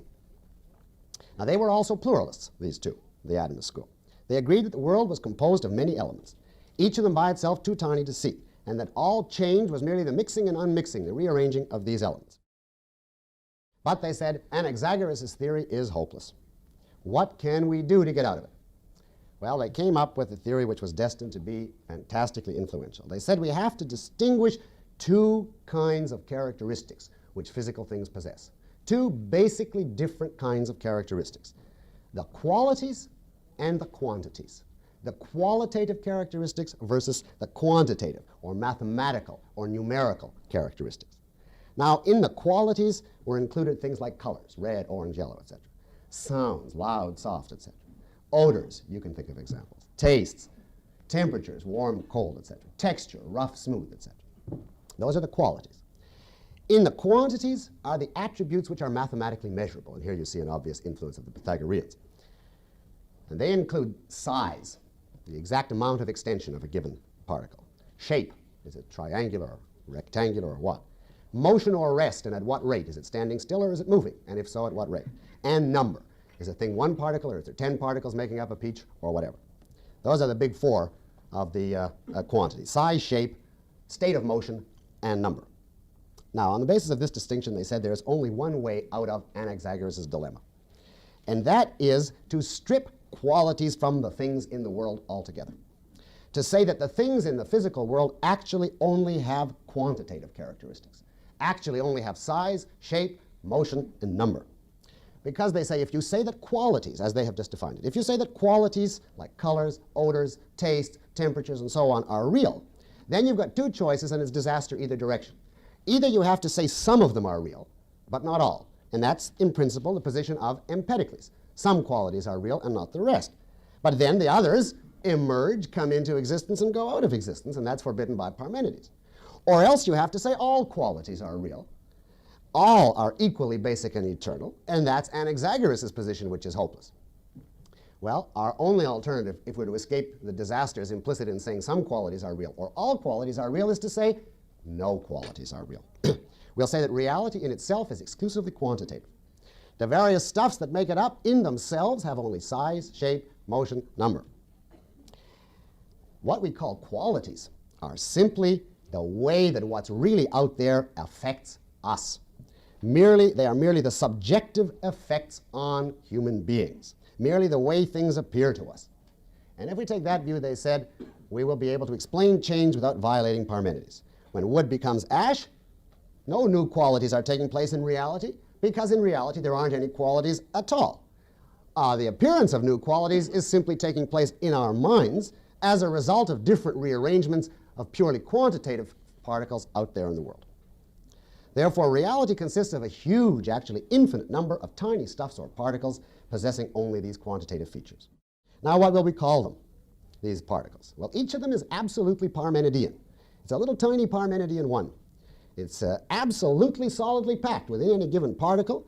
It's a plenum, if you remember that term, completely full. There's no little holes in it. So if you tried to get the point of a knife or even a needle into one of these particles, you couldn't do it because it's solidly packed. It's completely uncuttable. And since the Greek for uncuttable is atome, it came out that these little particles are atoms. And therefore, they took the view that all change is nothing but spatial change of atomic position. And thus the name atomists, which now supersedes pluralism because the old pluralists just fell into disrepute. This became the sophisticated form of pluralism. Now the question comes, how do you differentiate one atom from another? Since they all have no qualities at all, what makes one atom and separates it from another? And the answer was, well, there must be empty space between them. Because if there was no empty space, it was all one solidly packed mash of atoms, then it would be the same as one big atom. In other words, we'd be back to Parmenides 1. Therefore, over and above atoms, there has to be the empty spaces between them. And therefore, they said there are two constituents that make up reality, atoms and, as they called it, the void. The void being the empty spaces which separate the atoms. Now, of course, the void is a crude violation of Parmenides' principle. It's a blatant what is not sitting out there as a constituent of reality. They tried to get around it by saying, oh no, it isn't a violation of Parmenides, it's just that there's two kinds of reality, full reality and empty reality. But that's a pretty crummy way out. In any event, the universe is atoms in the void, and that's all.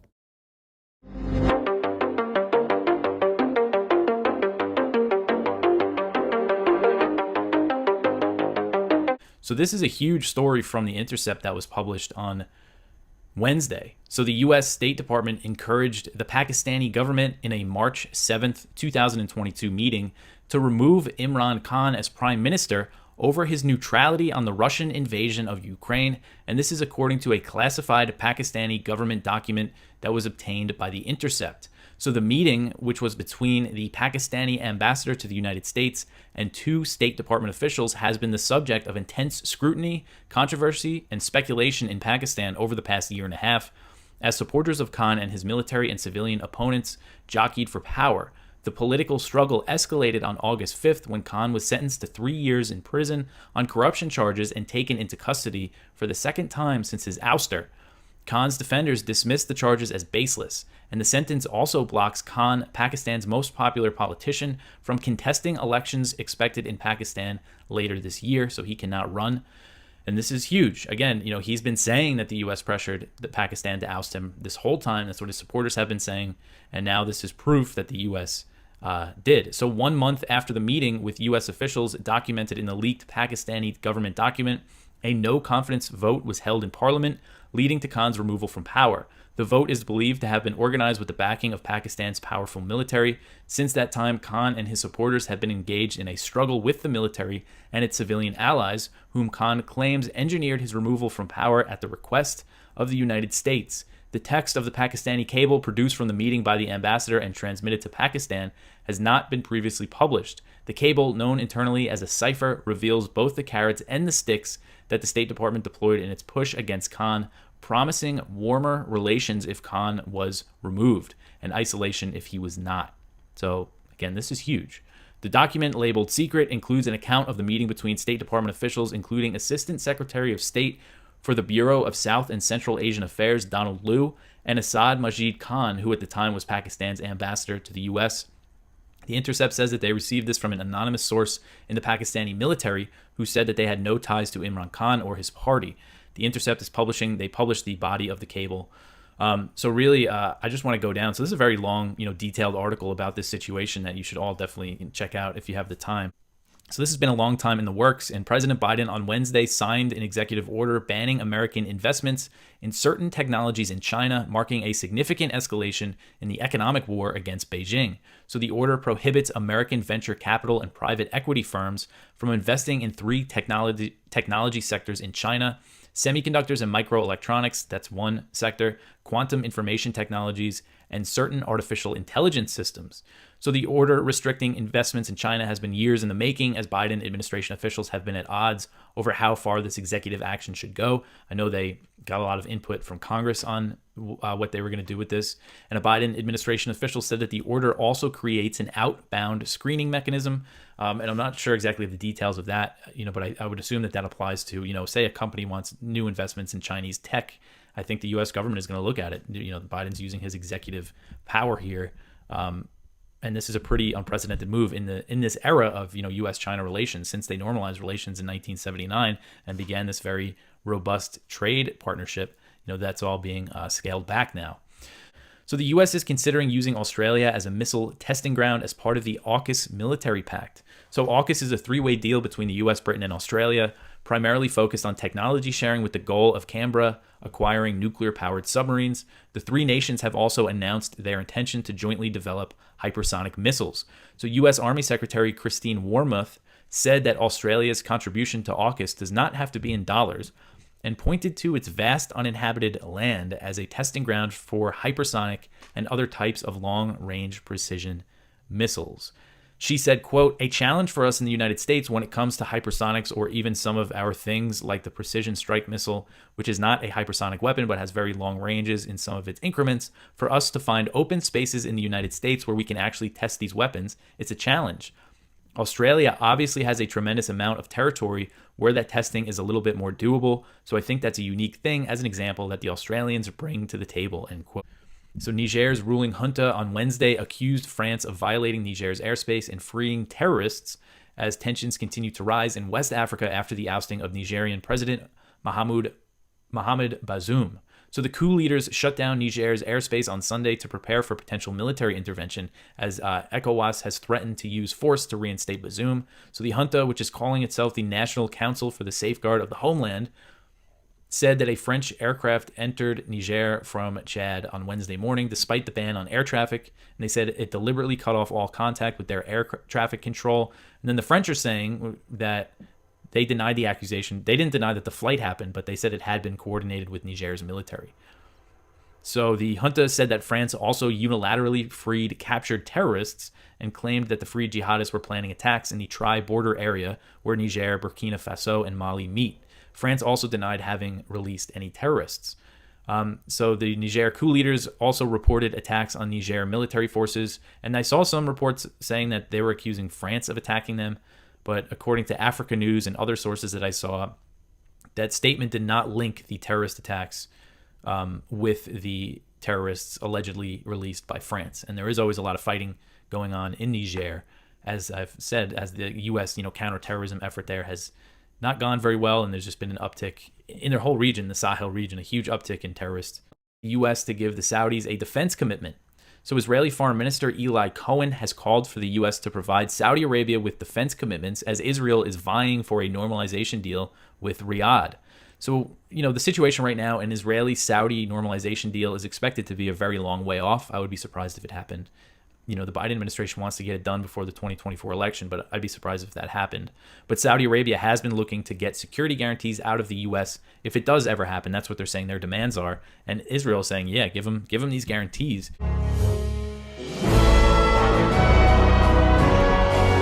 When we talk about the uniparty versus the people, I think it's people are generally rational, they're good, and this is not... In Washington, D.C., even, I think that the majority of people there are decent, and this is our greatest advantage that, we generally, as Matt Kibbe says, don't want to hurt people, don't want to take their stuff, but there's all these forces that encourage that in the American political system. And I know there's some of you in this room who were saying, of course, the uniparty has been around forever, but, you have to kind of give some people some space to learn that. I remember when I was, in my early 20s watching Dr. Paul on the debate stage, I wasn't ready to obtain that information. And I think while many people were, I think it's a lesson in patience that, humans are generally good people, and, we believe that we're fighting for a moral cause. So if that's the case, I think patience is so critical. And I spent 8 years as a reporter in Washington, D.C., covering foreign policy and international affairs. And basically what I came to conclude after all that time, now I'm a Floridian, is that the whole thing's just an incredible racket. And when people tell me, what think tanks should I support? If I want to make a tax-deductible donation, obviously the Ron Paul Institute. But my kind of the way I separate the good from the bad is do they have a home base in Washington, D.C. or not? And mostly these think tanks, unfortunately, the ones that are corrupted by the system are based in Washington, D.C. I just spoke at the Mises Institute, and they're terrific, and they're based in Alabama. And there's all these other interesting places where there's a lot of interesting policy ideas being traded, and none of them are based in Washington, D.C. And kind of per Newton's third law, every action in nature can result in an equal and opposite reaction. And I think that's what we're seeing. In the early days of this pandemic, we had just so few allies fighting against this. Whether that's in Congress or just in the general population. People were just so propagandized by this. And while the uniparty has strength and wealth and kinetic power, I'm encouraged by this reality that I'm seeing that it doesn't have strength in numbers and in the fact that humans are generally decent people and what the uniparty is doing is not decent. So I think most Americans, when they come to understand this ideology, they deeply detest it when they truly understand what's going on. And there's no greater separation in America today between the interests of the ruling class and the interests of everyone else. But nonetheless, we're in this situation where the institutional Democratic Party is a force for the growth of the government. And I don't know if you guys saw, but during the debt ceiling debate, Kevin McCarthy, it was sort of a Freudian slip, but he was quoted as saying, "We let the government grow, but at a slower rate." And that summarizes the Republican Party of today. And we live in an era of ruthlessly corrupt and deceitful American politicians who do not represent the interests of their constituents, but they act to funnel wealth and sovereignty away from those they represent. The modern politician is basically what Ayn Rand called a looter in the Washington political. They personify everything that is awful about the current system. They've abandoned their constituents' entirety, whether they know it or not, and virtually 90+% are part of the problem. In 2023, it's very clear that both parties are strongly positioned as uniparty vessels. Neither is even remotely committed to empowering the American citizen and preserving his wealth and freedoms. Pretty much everyone in Congress failed this COVID test, and I think this was very revealing of a uniparty in place in Washington, minus a congressman named Thomas Massey, basically, who all he said was, hey, I want a voice vote on these trillions of dollars that we're about to spend. And I remember President Trump was furious with him, and President Trump even called him several times, supported a primary for him, all for just saying, I want you guys to be held accountable for what you're about to do. So it was so, like, there's just these moments in time where it's so revealing about what the actual system is in place. And COVID was just one of many of these kind of like emergencies. We think we have this Bill of Rights. I mean, thank God for our founders' wisdom in making sure that we all own firearms, so they can't do so much. But you think you have all of these rights in place, but suddenly there's an emergency and nothing matters anymore. They can just totally print all the money, rob you of your wealth, and institute these crazy lockdowns that go against the very heart of the foundations of our country. The theme of this conference is truth and lies, but it's actually pretty difficult. I think our greatest hurdle is to distinguish between the truth and lies because there's so much noise and very little signal, especially in the corporate media. You read this stuff, whether it's the Wall Street Journal, which is supposed to be center right, or the New York Times, center left, and Republicans were said to be holding the line with excruciating cuts to your entitlements if you're reading the New York Times, and then Democrats are seeking a clean increase and spending too much if you're reading the Wall Street Journal. But no one said that that they raised the debt ceiling 78 times since 1960. That this is just such a rite of passage that this is going to pass no matter what. No one was really saying that. Even in the op-ed sections of these papers, it was shocking to me that no one was telling the truth. And you would think these democratically elected legislators, they're supposed to be looking out for the interests of their constituents and act as responsible stewards for their fiscal health, and they were doing the exact opposite. It was amazing to watch. It's worth thinking about that initial message of you have to give people time to kind of find their way into the liberty movement, the freedom movement, because I think that we're all just generally decent people. And when you realize how evil the force in Washington, D.C. is, that you'll just kind of come around to this side. I mean, I remember I used to have, when I was in my early 20s, I was a ridiculous globalist, supporting Iraq and Afghanistan, bought into all the propaganda. But I think if you give people their time and their space, and if you keep engaging them and demanding, especially if people who want to consider themselves as thoughtful, you continue to challenge them in a rational way, in a respectful way, and I think they'll come to find the truth. And I think the way we combat the uniparty is to treat everyone as human beings and to stop labeling people as irredeemable because of a handful of issues that we disagree on. So I think I'll leave it at that, and I appreciate your time, everyone. Here's Gerald Salenti with today's trends in the news. Now, all the currencies in the United States, the printed currencies, they say, in God we trust. What God you talking about? What God you talking about? What God supports murderous wars? Oh, and by the way, just before he came on the air, the news is out. Biden's asking for more money and more weapons to send to Ukraine. Well, I thought Mrs. Pelosi had taken care of that back when the Democrats controlled the House. They gave him a blank check for $113 billion. We don't know how much of it he's spent. Independent calculations say as much as $68 billion. The Defense Department, the Pentagon, which twice has revised its numbers by $3 billion, says he's only spent $48 billion. But whatever it is, he should be golden until Election Day 2024. He's got another $50 billion to spend. He's going to ask for more money. Yep. Sadly, he'll probably get it. Oh yeah. The War Party, which is 95% of Congress, they'll give it to him. Yep. Why did Biden blow people away with a drone? Why did Trump assassinate a peaceful Iranian general who was talking about peace with Iraq on his way to lunch in Iraq, an ally of the United States, blow him away with a drone? Why did Obama blow away 2 Americans in Yemen with a drone? Because they can get away with it, and it gives them a feeling of having accomplished something, and they can boast about it, and they can expand their power. They don't consider the horrific damage. People are dead. The damage to the Constitution, the fabric of our law. Well, the president has the power to kill. Look at what his predecessors did. I mean, really, we're talking about evil people.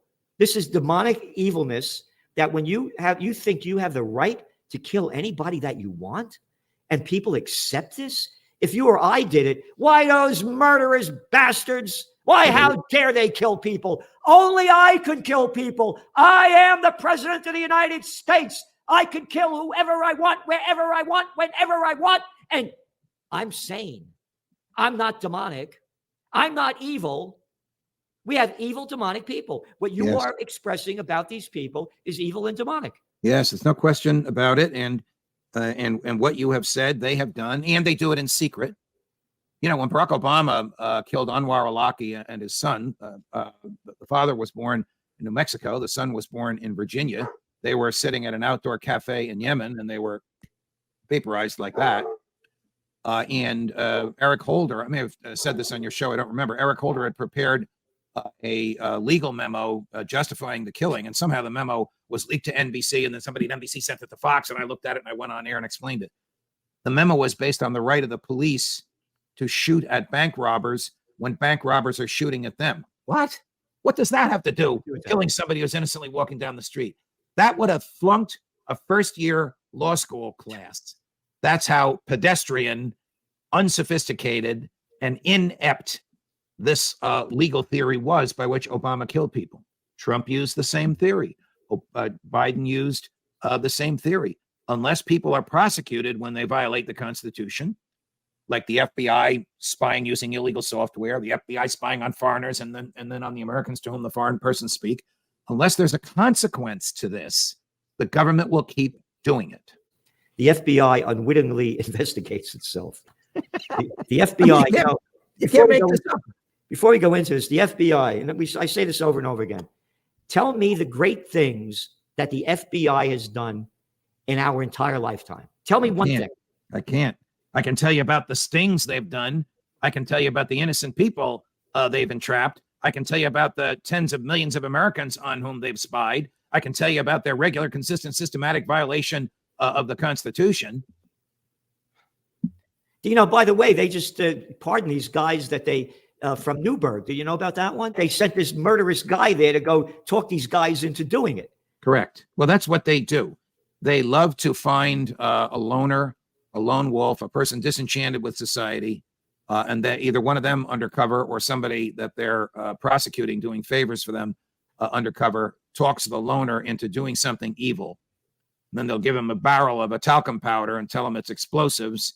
And as he's about to light the talcum powder, 50 of them will swoop in with cameras and arrest him, and then claim that they saved the subways. The subways, of course, were never in danger. It was just talcum powder. The whole thing was a setup. You're right here. The Fourth Amendment contains some of the most precious language of the Constitution, as it was written intentionally to thwart the rapturous appetite of governments to snoop, which the British did to the colonists using general warrants. General warrants were not based on probable cause of crime and lacked all specificity. Rather, they were based on government needs, a totalitarian standard, because whatever the government wants, it will claim it needs. And they authorized the bearer to search wherever he wished and seize whatever he found. Whatever they found, he found. So we became them.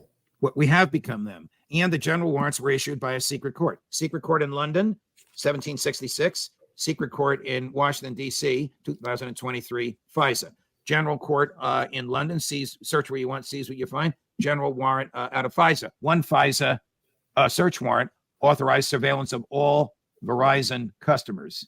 At the time, that was 115 million of them. And the Constitution requires specifically describing the place to be searched and the person or thing to be seized. They have cut holes in the Constitution, and the people that we have elected to preserve the Constitution have subverted it, and we keep re-electing them. Yep. And that's what the media has become. It's nothing more than a propaganda outlet. And that's why you subscribe to the Trends Journal. Correct. Because if you are among the people that love the New York Times, then of course you despise freedom. You're too stupid to think for yourself, and you hate the truth in trends, so you would never subscribe to our magazine. I mean, this is how low America's gone. And again, I'm so sad to see how few people are standing up and fighting. We have to unite, Judge, because if we don't, again, they're sending more weapons and more money to Ukraine to keep bloodying the killing fields. And the more drone strikes they get into Russia, the more times they hit Moscow, the harder Russia's going to push back at Ukraine. Right. And the Victoria Nuland and Tony Blinken and Lloyd Austin, and to the extent that he thinks the president, still believe they can use Ukraine as a battering ram to drive Putin from office. That's Putin it. is stronger and more embraced by the Russian people today than he was 2 years ago. Now, how do these atoms operate? What determines how they behave? And their answer was they operate exclusively as a result of physical pressure and impact from other atoms and their physical reaction accordingly. They smash each other and collide strictly according to the laws of mechanics. Of course, they didn't know the laws of mechanics in those days, but what we would now call the laws of mechanics. And this is sometimes referred to as the billiard ball metaphysics. If you imagine a person has shot the balls, broken them up, and they are now just roaming back and forth, smashing each other and moving back and forth strictly by mechanistic law. Well, according to the atomists, everything operates that way. Everything that happens, happens exclusively according to the laws of mechanics. Which means, first of all, nothing ever happens by chance. They were opposed altogether to the idea that something causeless could happen. Everything is determined by the atomic configurations and the various pressures and reactions, by mechanical law. It means, secondly, they said that nothing ever happens for a purpose or an end or a goal. Because atoms, or billiard balls if you want to think of that analogy, do not move around in order to get into the side pocket. They move around simply as a result of the forces operating upon them. In other words, the laws of mechanics. They have no purposes, no goals. Now, you may be tempted to think, well, billiard balls move that way, but the man who wields the cue was motivated by a different principle of behavior. He had a purpose, whether it's to enjoy himself or show off his skill or make money or pass the time or whatever it happens to be. But you see, if you are an atomist and you subscribe to this philosophy, you say the man wielding the cue operates on exactly the principle that the billiard balls do once he's hit them. He also is a quivering system of atoms. Certain atoms struck him in the appropriate places, and that caused parts of his body to start quivering, and that caused him to pick up the cue, and that caused and so and so. And at a certain point, the motion is communicated to the balls, which start to jostle back and forth, and then they hit the table, and others jostle, and so on and so on and so on, and that's it. Now, a metaphysics such as this is called technically mechanistic materialism. Now, each of those words has a meaning. Materialism I've already defined as the view that matter is the fundamental reality, and that anything non-material is simply a derivative or byproduct to be explained entirely in physical terms. Mechanism is the view that everything happens according to the laws of mechanics. In other words, it is contrasted with the view known as teleology, T-E-L-E-O-L-O-G-Y. Teleology is the idea that purpose is operative somewhere in the universe. Now, teleologists do not agree among themselves where. A religious teleologist will say the universe as a whole has a purpose, and everything has a purpose. A more naturalistic type of teleologist will say, no, only certain parts of the universe has a purpose. For instance, only living creatures, or only conscious creatures, or conceivably only just human beings are governed by purpose.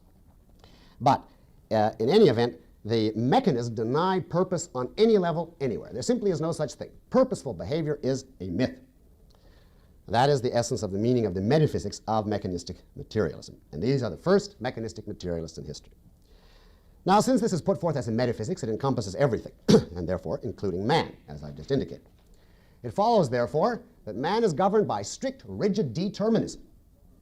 Determinism is implied by materialism, because, of course, there's no mind to make any choices. And it's implied by mechanism, since everything happens according to the laws of mechanics. So they're double determinists. They are the first orthodox, systematic, principled, self-conscious determinists in philosophic history. Now, if you ask them, well, but don't you believe in any such thing as a mind or a soul? They say, oh, yes, we believe in a soul, but the soul is made of soul atoms. And it's the presence of those particular atoms that give rise to life and consciousness. I might mention they also believed in gods. Apparently, because people dreamed of gods, and at this primitive time they thought if something appears to you in a dream, it must have some counterpart in reality. But the gods, they insisted, were also made of atoms. They eventually perished the same way human beings did. They had no divine characteristics. They were indifferent to men. And at a certain point, their various atoms simply split up and went off in new combinations, and that was the end of the gods. So for practical purposes, atomists are atheists, although you will find that they believed in gods of an utterly unreligious and insignificant kind. Now that the soul atoms, I stress, are completely physical. On this philosophy, you could have a good handful of soul. Soul atoms are fine, round, smooth, polished, mobile, they said. They are diffused throughout the world.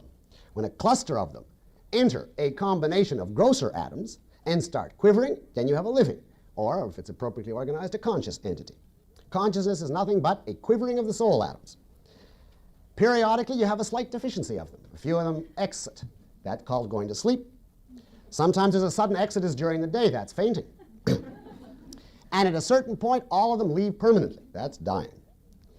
Of course, there is no such thing as immortality on this philosophy. Death is disintegration, after which there is no you left at all.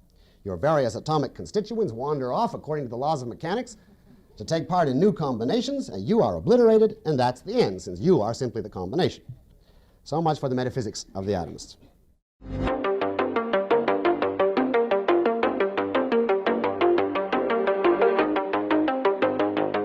So the White House on Thursday asked Congress to approve a $40 billion bill that includes nearly $24 billion for additional spending on the war in Ukraine. So according to CNN, the $24 billion for the Ukraine war includes $13 billion in military aid, $7.3 billion in economic and humanitarian assistance, and it also includes $3.3 billion for infrastructure projects for regional countries impacted by the war, which is kind of a strange addition there. You know, those are countries neighboring Ukraine, I guess. And this request comes after there was a poll from CNN that found 55% of Americans are against more spending on the war in Ukraine. That opinion doesn't matter. They want to go full steam ahead on funding this proxy war against Russia. And so the bill is for $40 billion in total because they're trying to lump in some other things with it, including $12 billion for domestic disaster relief and $4 billion for border security. They probably threw some of that in there to get Republicans on board, So this is an article kind of about how the people in Ukraine are feeling right now, which doesn't matter much to Washington. So according to the Washington Post, the citizens of Ukraine are beginning to adopt a darker mood about the war, and national unity is starting to fray. The change in sentiment among Ukrainians comes as Kiev's spring counteroffensive has failed to retake territory, and casualties are surging. So one Ukrainian that the Washington Post spoke with, Alla Blizniak, said, quote, "Ukrainians, much in need of good news, are simply not getting any. Before, people were united. Now there's a collective sense of disappointment," end quote. So the sense of despair is driven by massive casualties in Kiev's counteroffensive. Blizniak said that most soldiers sent to the front die in just 2 to 3 days. Last week, Politico reported that Kiev has committed 150,000 troops to fight along 3 fronts. Nevertheless, the Pentagon admits that Ukrainian forces have failed to make any significant gains. ECOWAS activates force for Niger intervention. So the Economic Community of West African States, ECOWAS, on Thursday ordered the activation and deployment of a reserve force to restore constitutional order in the Republic of Niger, while also saying that it would seek peaceful means to restore Niger's President Mohamed Bazoum. So after the summit, Alassane Ouattara, who's the president of Cote d'Ivoire, which is the Ivory Coast, he said the West African bloc agreed to launch an intervention as soon as possible and said that his country would provide a battalion of 850 to 1,100 soldiers. So the ECOWAS summit in Nigeria came a few days after the August 6th deadline that the West African bloc gave Niger's junta to reinstate Bazoum. In the statement ordering the activation of the standby force, ECOWAS Commission President, it was the president of the ECOWAS Commission, not the current chair of ECOWAS, which is the Nigerian president. So the commission president said that the bloc would keep all options on the table for the peaceful resolution, but they're saying that they're activating this force for a military intervention. And Nigerian President Bola Tinubu, who again is the chair of ECOWAS, he threatened force, but as a last resort. So kind of sending mixed signals, saying that they're still going to try peaceful resolutions, but there's no sign that the junta is backing down in the face of sanctions and these threats, and they're saying that they're activating this force. It's unclear right now how long it's going to take to activate this reserve force, and if they're really trying, negotiations in the meantime. Here, the Niger junta told Victoria Nuland that they would kill Bazoum if there is a military intervention. So the Associated Press reported on Thursday that the Niger junta told acting Deputy Secretary of State Victoria Nuland that they would kill deposed President Mohamed Bazoum if neighboring countries launched a military intervention to reinstate him. So after meeting with the junta leaders in Niger on Monday, Nuland did not mention this threat, and she did not discuss the possibility of military intervention. But she described the talks, she sounded very negative. She said the talks were extremely frank and difficult, and she sounded very doubtful that the junta would relinquish power.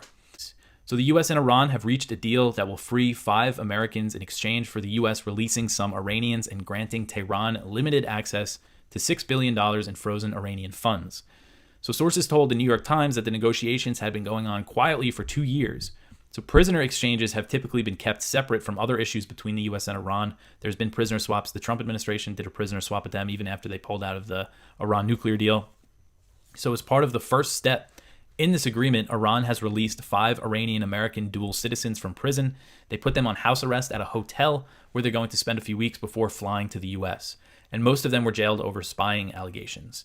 So the White House confirmed in a statement that the 5 Americans were released on house arrest, but the Times said that the Biden administration has declined to confirm what Iran will get in return. Sources told the paper that the U.S. has agreed to release several Iranians who were arrested for alleged sanctions violations, which is kind of crazy to me that they arrest people for, put them in jail for violating sanctions. I mean, it's not just a fine. So Iran will only be able to access these funds to pay for humanitarian goods such as medicine and food.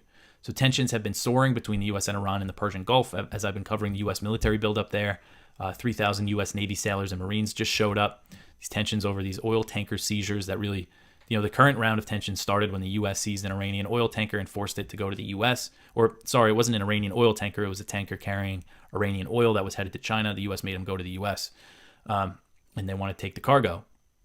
So this, is a sign that hopefully, there's still room for diplomacy. It's good to know at least that there's been some dialogue between the two countries. And if you remember earlier in the year, there was a series of media reports saying that the U.S. and Iran were engaged in negotiations on some sort of interim nuclear deal, but that never materialized into an agreement. And it's interesting. This is something I should try to follow up on. So Robert Malley, who was President Biden's special envoy for Iran, there was a report saying he was meeting directly with Iranian officials in the United States, with Iran's representative to the UN in New York, which, the U.S. and Iran haven't done that. And then after those reports came out, Malley was suspended, supposedly for handling of classified documents or something. I forget exactly what, but it's just kind of odd timing. So he might have made some people angry for doing that. Here's Gerald Salenti with today's trends in the news. Hey, today the big news in America was the inflation numbers came out, and they weren't as bad as they thought. The street only guessed 3.3% rise, but they came in at a lot lower, 3.2% in July. Who the fuck are you talking to? 0.1%. Oh, and these are bullshit numbers, by the way. Oh, don't believe me. Go to Shadow Stats. Yeah, they rigged the numbers so they wouldn't have to pay more in Social Security and could keep pretending that the economy was doing okay. So these numbers are nothing more than pure bullshit from the markets today. No, they were way up when the numbers came out, but they didn't close up that much anymore. And oil prices went down a little bit. Gold's still down. And it's August, and people don't have a fucking clue what's going on. So here's what they reported.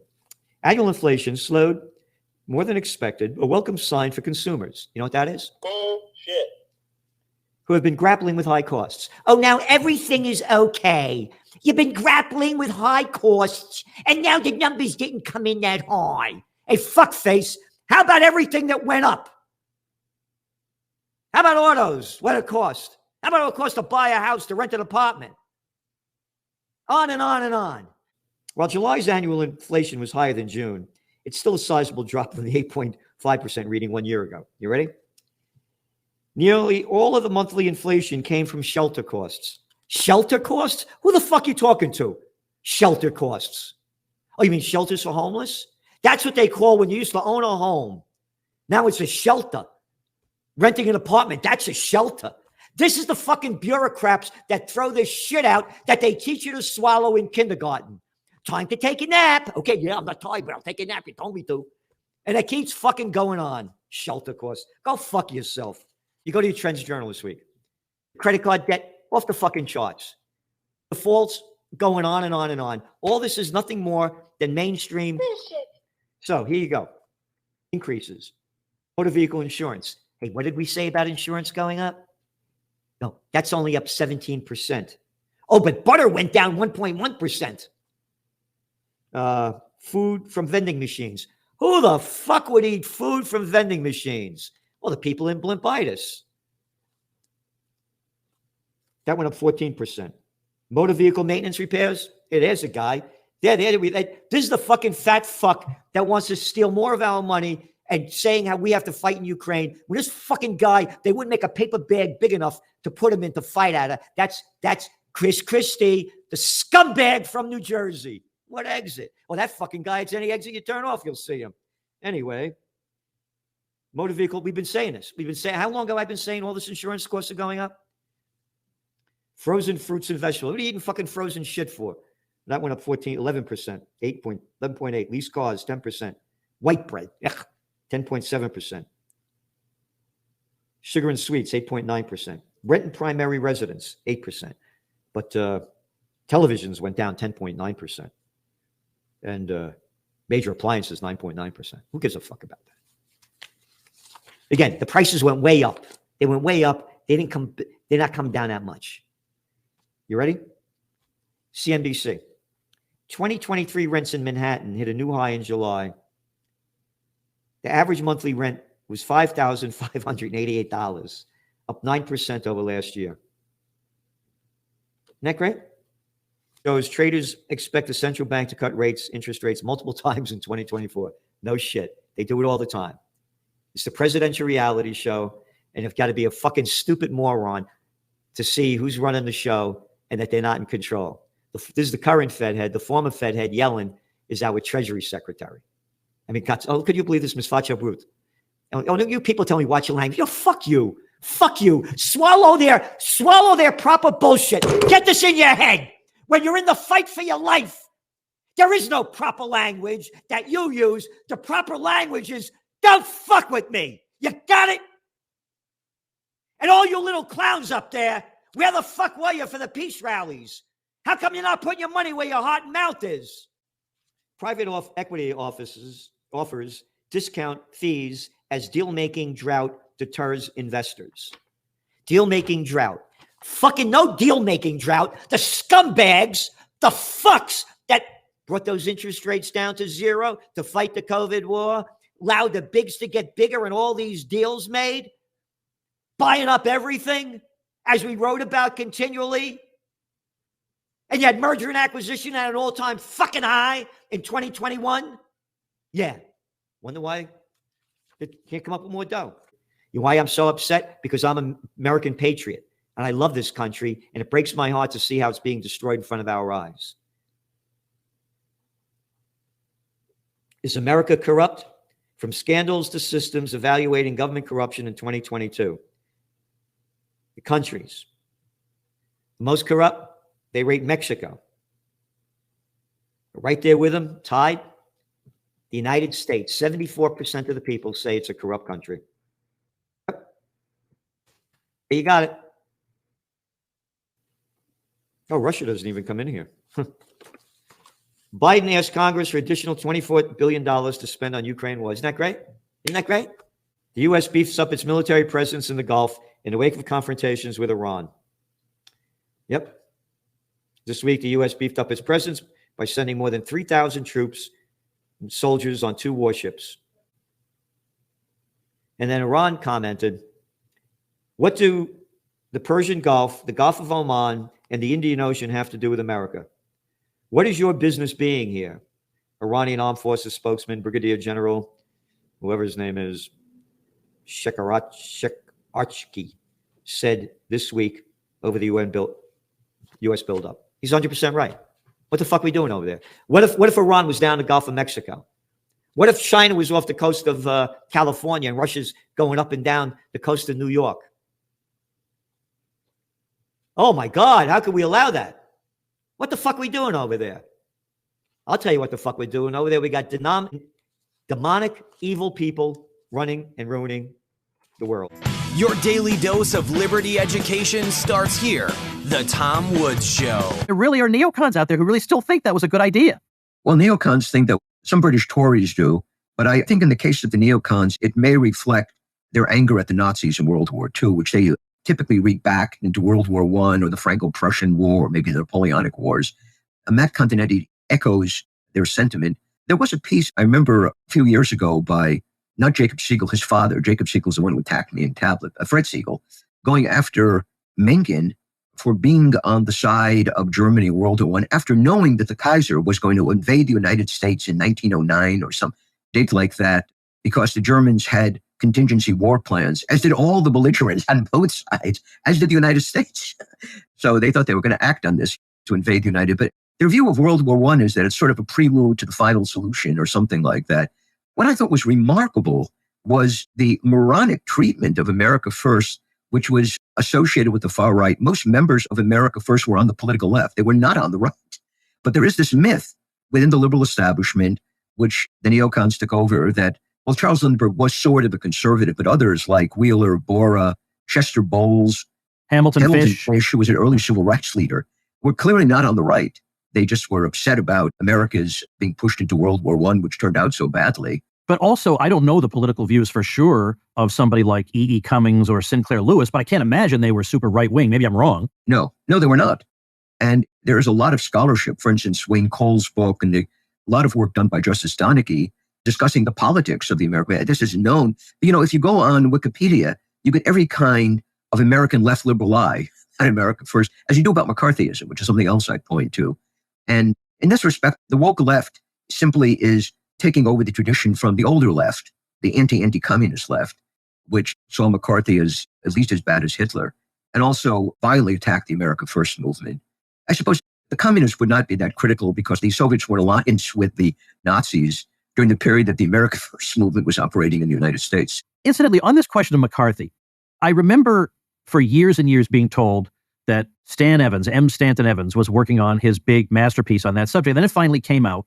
But I had heard over and over, he's working on it. He's going to definitively establish what really happened and what the rights and wrongs were and so on. It's a huge book, and I have not myself read it. I don't know if you have, but, and maybe I'm putting you on the spot and asking you this question, but do you know if he was merely summarizing information that was generally available for anybody who actually bothered to look, or did he really dig up new things we more or less hadn't known before? Oh, no, it is a carefully documented work that shows original research.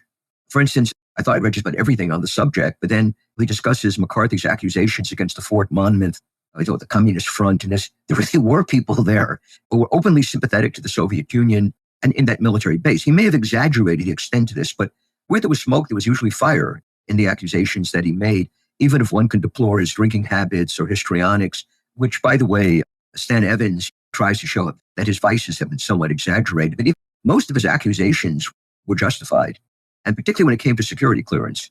So the thing that really upsets me is how the woke left, which has turned America into a totalitarian society, are complaining about McCarthyism as being much worse. It was not much worse. There was far less thought control in the 1950s than we're experiencing right now. The government was not as intrusive as it is now. And most universities remained on the left throughout the McCarthy period. And there were lots of people attacking him throughout this period. You were not invited to certain parties, or you did not count socially unless you published something attacking Joe McCarthy. The late Will Herberg wrote something on this at a time when he was still a social democrat, pointing out that the uproar against McCarthy seems to be much worse than anything McCarthy was doing. And I think that's true. Just a couple of small things. I mean, referring to Chesterton and Belloc as Anglo-Catholics. Right. You may think that's a small detail, but that reveals a lack of learning. That the term Anglo-Catholic doesn't mean they're Catholics who live in England.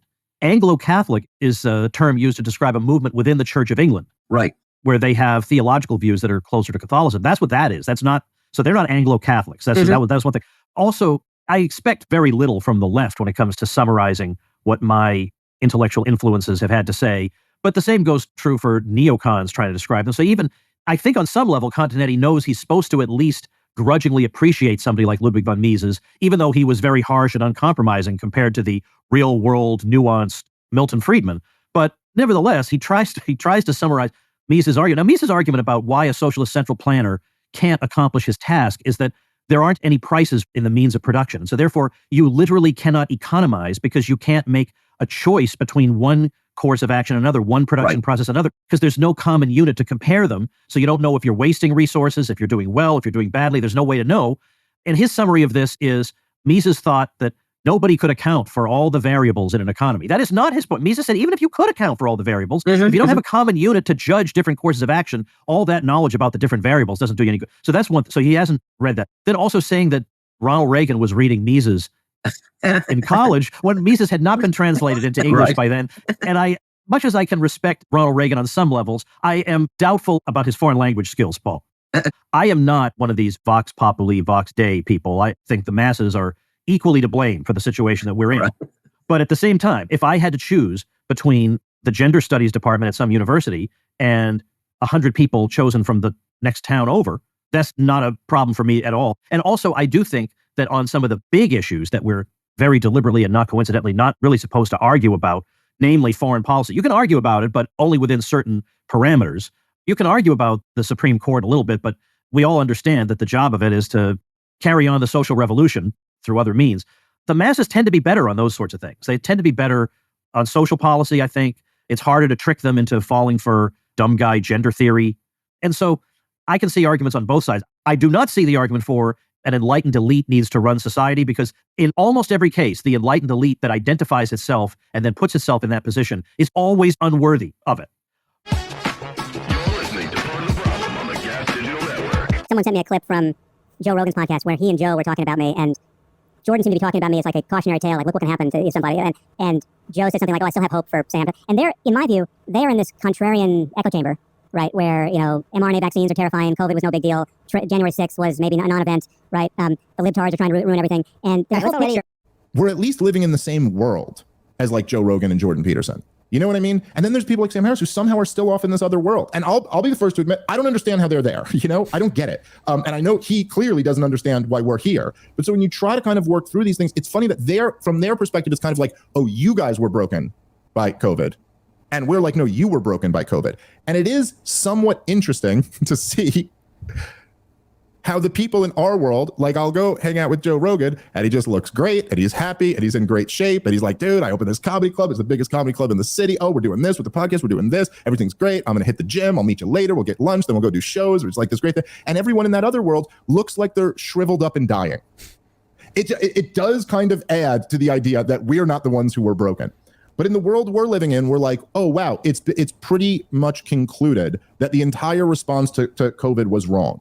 That all of the scientific evidence points toward lockdowns doing basically nothing to mitigate the virus, yet causing all of these other, like horrible outcomes. That the vaccine was not at all what they sold it to us as, that they were lying, that there was all types of shady things going on, that there were mass censorship campaigns against people who were telling the truth while the establishment were perpetrating these lies.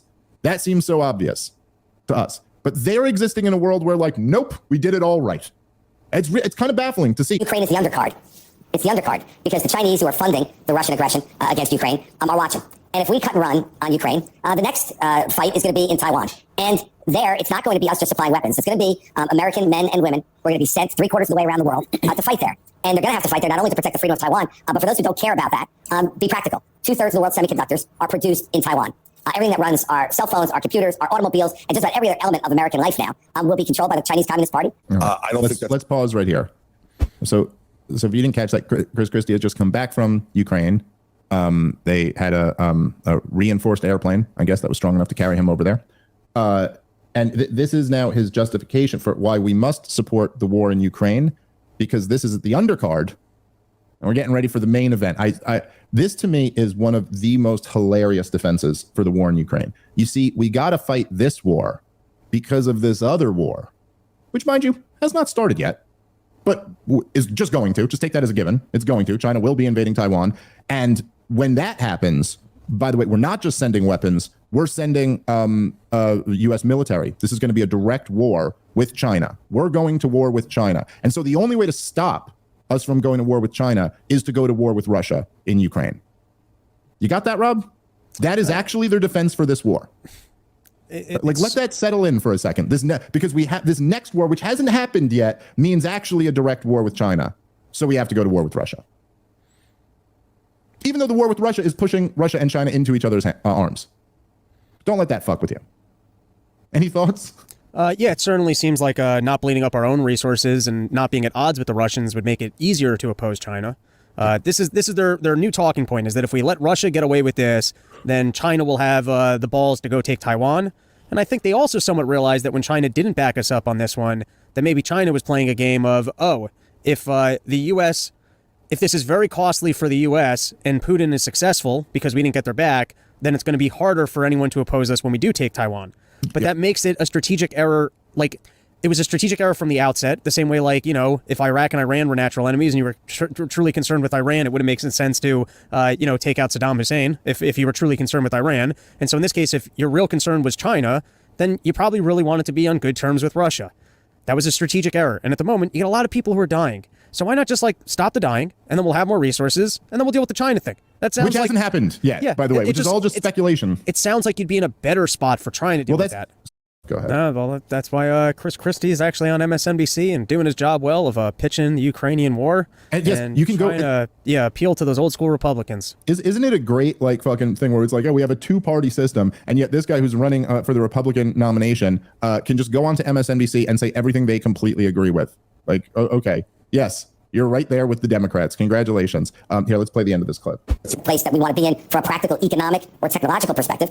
And when you look at what's happening here, then go to the Middle East. The Iranians are obviously coordinating with the Russians and the Chinese to provide more sophisticated weaponry to the Russians. And the folks in the Middle East, whether it's the Saudis, the Emiratis, the Qataris, are all going to look at this and say, it's not worth it to be friends with the United States anymore. We might as well cut the best deal we can with the Chinese. Let's pause it right here, because this is what's so... Yeah, the Iranians are working with the Russians to give them the most sophisticated weapons, because that's where you go for the most sophisticated weapons, is to Iran, as everybody knows.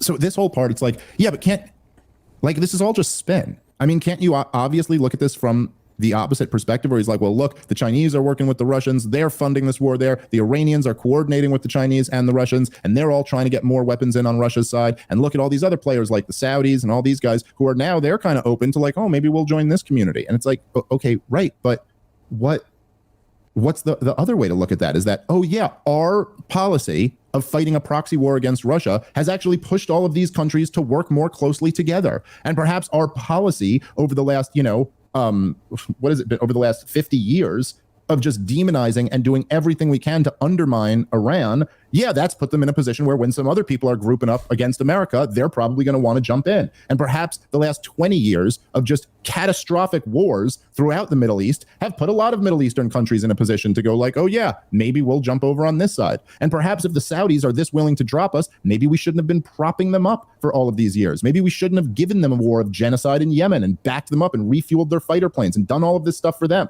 Maybe all of that, which you supported, was really bad policy that led to this place. And instead, he takes that and goes, so no, see, this is proof that we must continue this neocon hawkish policy.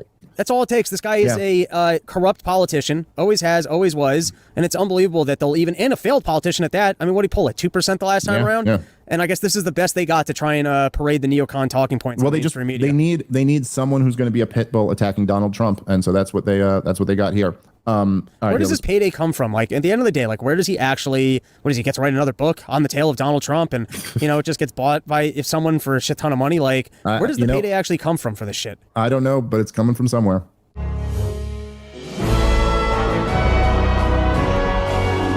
Inflation is increasing the supply of money and credit and pushing prices up. So when everybody talks about, and so many do, and they assume everybody knows, cost of living is going up, prices are going up, that is inflation. And it isn't. It's a consequence of inflation. The inflation comes by increasing the supply of money and credit. So we want to make that point, but what do we do about it? There are other fallacies about what's going on in inflation, and Chris has been doing a little bit of investigation. And Chris, what do you have to say about real inflation? What should we do about it? Yeah, it is the counterfeiting of money by the banking system, not just the Fed. The commercial banks also create money out of thin air. And they do it, as you mentioned, through the loan market, and it's price controls. And I like to give the following example because it's easy to understand how this works. Imagine your local supermarket. You have a bag of chips there. That's the market price is $5 every day you go in and out. Chips are $5. But one day the supermarket suppresses the price down to 25 cents from $5. By the time you find out about that and you get there, the shelf will be empty. People will scoop them up at 25 cents on a bag, and the shelf is empty because the supermarket can't create chips out of thin air. So once the shelf is empty, that's it. They're gone. Well, the same principles apply to interest rates. Let's say the market rate is 7%. That's what the market, can bear at the moment. But the Fed says, no, we're going to fix it at 1%. So again, just as people rush to go get those cheap chips, people rush into the banks to get cheap loans, 1%. But unlike the chips, the banks don't run out of dollar digits. They can create as many digits as they want. So more and more borrowers go, and they're taking all this money, and all this money is being counterfeited into the economy. And people, they spend them on crazy things. Every stupid idea that's uneconomic gets funding at 1% because everything looks good at 1%. So it distorts the economy. It drives up prices because now you have all this new money, and not new goods have been created. And that's how it messes up the entire economy. And this is all from the simple idea that it's legal and okay for the banking system, the Fed and the commercial banks, to counterfeit money. And if you're worried about prices, you have to deal with a monetary unit, and you have to worry about the balance sheet of the Federal Reserve. And the balance sheet is skyrocketing and will continue to because the government, under circumstances of war, the war is going on in Ukraine, or the leftover funding that was increased to fight the war against the COVID virus. I mean, it was endless spending. But they didn't have the money. They didn't tax people. That would even been worse. But it is a tax, though. When you inflate, it's an invisible tax. So this idea that there's not a whole lot of damage done by just increasing the money and helping people pay their bills, it's a real fallacy. And the one reason why I think they do that, they look at prices, and the different reason prices are going up is that prices, we can regulate them, or they want to regulate them. They'll have price controls, wage controls. They'll do these things to try to control and slow down the economy. But that is not necessary, and it's wrong to have to do that. The economy might be increasing or decreasing, but the market has to adjust it by the people buying and selling and setting interest rates. But the setting of interest rates artificially by the government has done a great deal of harm. It's like federal debt. Oh, the federal debt. Democrats spend too much money. Republicans spend too much on war. They cause the inflation because they spend money. The war, well, psychologically it contributes, but the big thing is where the real inflation comes from is they can't tax the people for all this expenses, so they have to print the money. They have to increase the balance sheet, and just looking at the balance sheet during the COVID lockdown is huge, and the balance sheet is continuing to expand because of the recession that's going on and the different problems we have. So that is not an answer to the problem of just continue to spend money. It's because the spending of the money, the debt, will incentivize the Federal Reserve to do the real evil, and that is promote the system of fractional reserve banking as well as increasing the balance sheet by taking credit out of thin air because they have the authority to do it, and buy government debt to keep the government alive. It's amazing they get away with it for so long, but they're not getting away with it quite as easily, and it looks like there's signs on the horizons that bad times will come of it. Yeah, the next fallacy I wanted to bring up, Dr. Paul, is that this inflation creates wealth, that when they create money, they're actually creating new wealth. It's the exact opposite. They are destroying wealth. Because what happens is you have a situation of something for nothing. They create digits by typing on a keyboard in 2 seconds, just add another zero, and you now have this money that you did nothing for. You didn't work for it, you didn't labor, and then you take this newly created money, and then you could go out into the economy and then purchase real goods and services that people are laboring for. So a person could be a farmer, and he's tilling the soil, he's doing the whole thing to finally get vegetables to the market, and here comes this counterfeit money that he's going to be paid in, and there was no work behind it. There's no trade here. What has happened is his money, the farmer's money, has been diluted. So he's been robbed. He did all this work. The person with the counterfeit money did zero, and that's why it's a destroyer of wealth. It destroys the value of the money. And the people that do this, the authoritarians, the government, they use this to their advantage. They create dollars, to propagandize us. They create dollars to send to Ukraine, and we have no say whatsoever. We just read the headlines. Oh, another 10 billion to Ukraine. Okay, we have no say in the matter. So, but this is all funny money that they create. They don't ask us. They don't care what we think, and they do whatever they want. There's so much pain and suffering when you start saying, we're going to quit giving you your monetary drug of having endless money, because all it does is devalue the currency. Like Chris says, it doesn't create wealth. So the people know, housewives know more about that than the Federal Reserve would admit. So this too is coming to an end, the system that we have today. And the biggest fallacy right now, it has to be corrected, is the absence of a definition of the unit of account. And right now, it's just anything and everything. And there's a lot of attempts now to compensate with this by trying to devise another unit of account outside of the dollar arena. And it remains to be seen when that comes. I think it will come, but eventually it will have to deal with the subject of what is the unit of account that we're dealing with. I want to thank everybody today for tuning into the Liberty Report. Please come back soon. What about their epistemology? Well, I'll mention only one point here, namely their attitude to the senses. You remember that Heraclitus thought the senses were invalid and distinguished between reality and appearance. And so on his own grounds did Parmenides and the Pythagoreans. The senses deceive us. Well, the atomists hold the identical view. They hold that you cannot rely on the senses. Why? Well, judging by the senses, it appears that things have colors. Nothing seems clearer to me than that this tablecloth is green. And yet, in reality, we know if this theory is correct, there are no colors. Green is a subjective effect on me. Nothing seems clearer than that this feels cool. And yet, we know that there are no temperatures in reality. Nothing seems clearer than that I'm hearing a sound now, namely my own voice, but there are no sounds.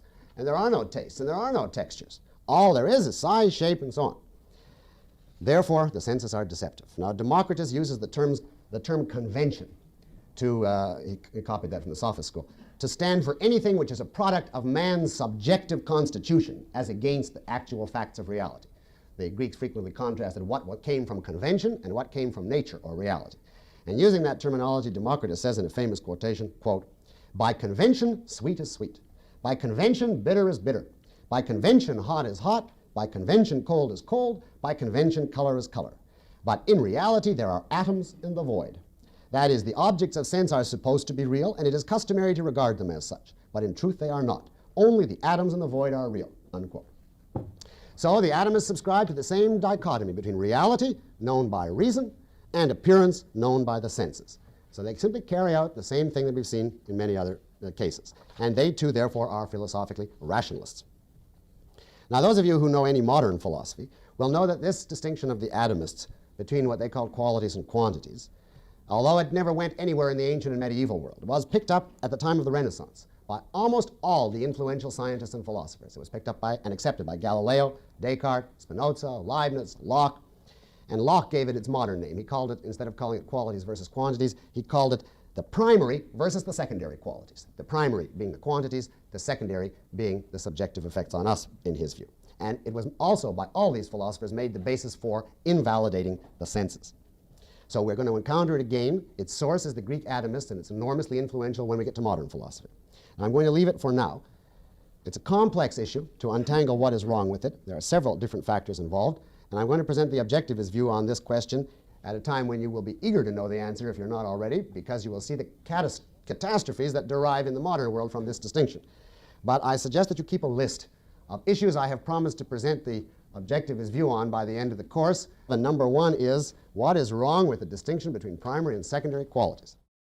I do want to make one final comment before we leave atomism, however, about its metaphysics. Do not be misled by the primitive idea of atoms here, because in more sophisticated forms, this theory is enormously common today. It's all over the place, particularly among psychologists who are desperate to be regarded as scientific and who regard that as requiring that they be materialists. Perhaps the arch example is B.F. Skinner, but there are many, many others. Today, of course, they don't talk about soul atoms, but they talk what they agree with in relation to the atomists is the view that we can explain all human behavior without reference to mind or consciousness. We can simply do without consciousness, write it off as just the workings of matter. And then, of course, they all disagree among themselves whether the relevant parts of matter are genes or electric charges or SR, stimulus response connections, or reflexes or super reflexes, etc., and so on. But that is all irrelevant philosophically. It's merely subtler forms of the Democritean theory. Philosophically, however, it is identical to Democritus. Scientifically, it's more sophisticated, but philosophically, it's identical.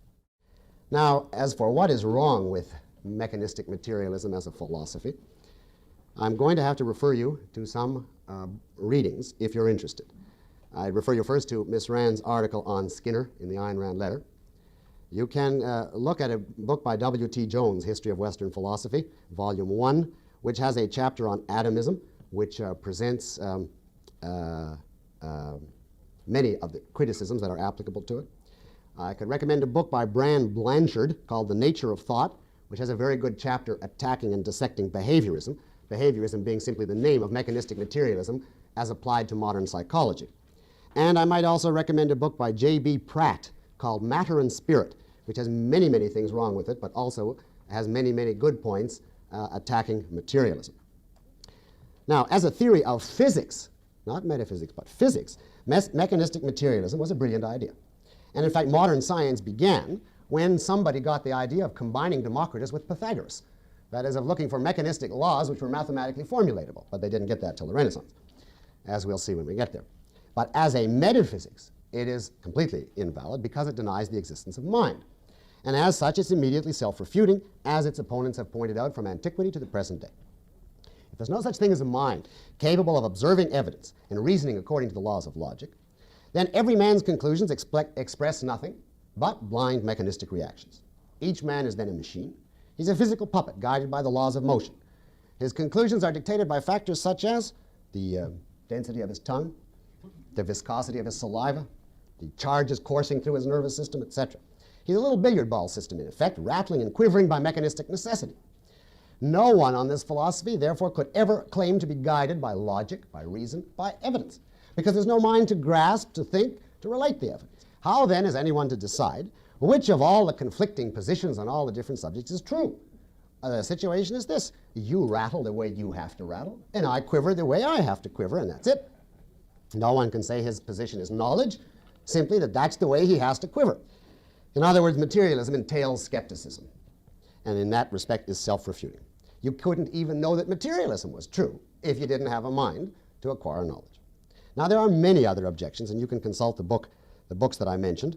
And if you wish, I would be very happy in the question period to expound at some length 3 or 4 random further objections to materialism if you want an arsenal of objections. But I'll wait to be asked in the question period if you want.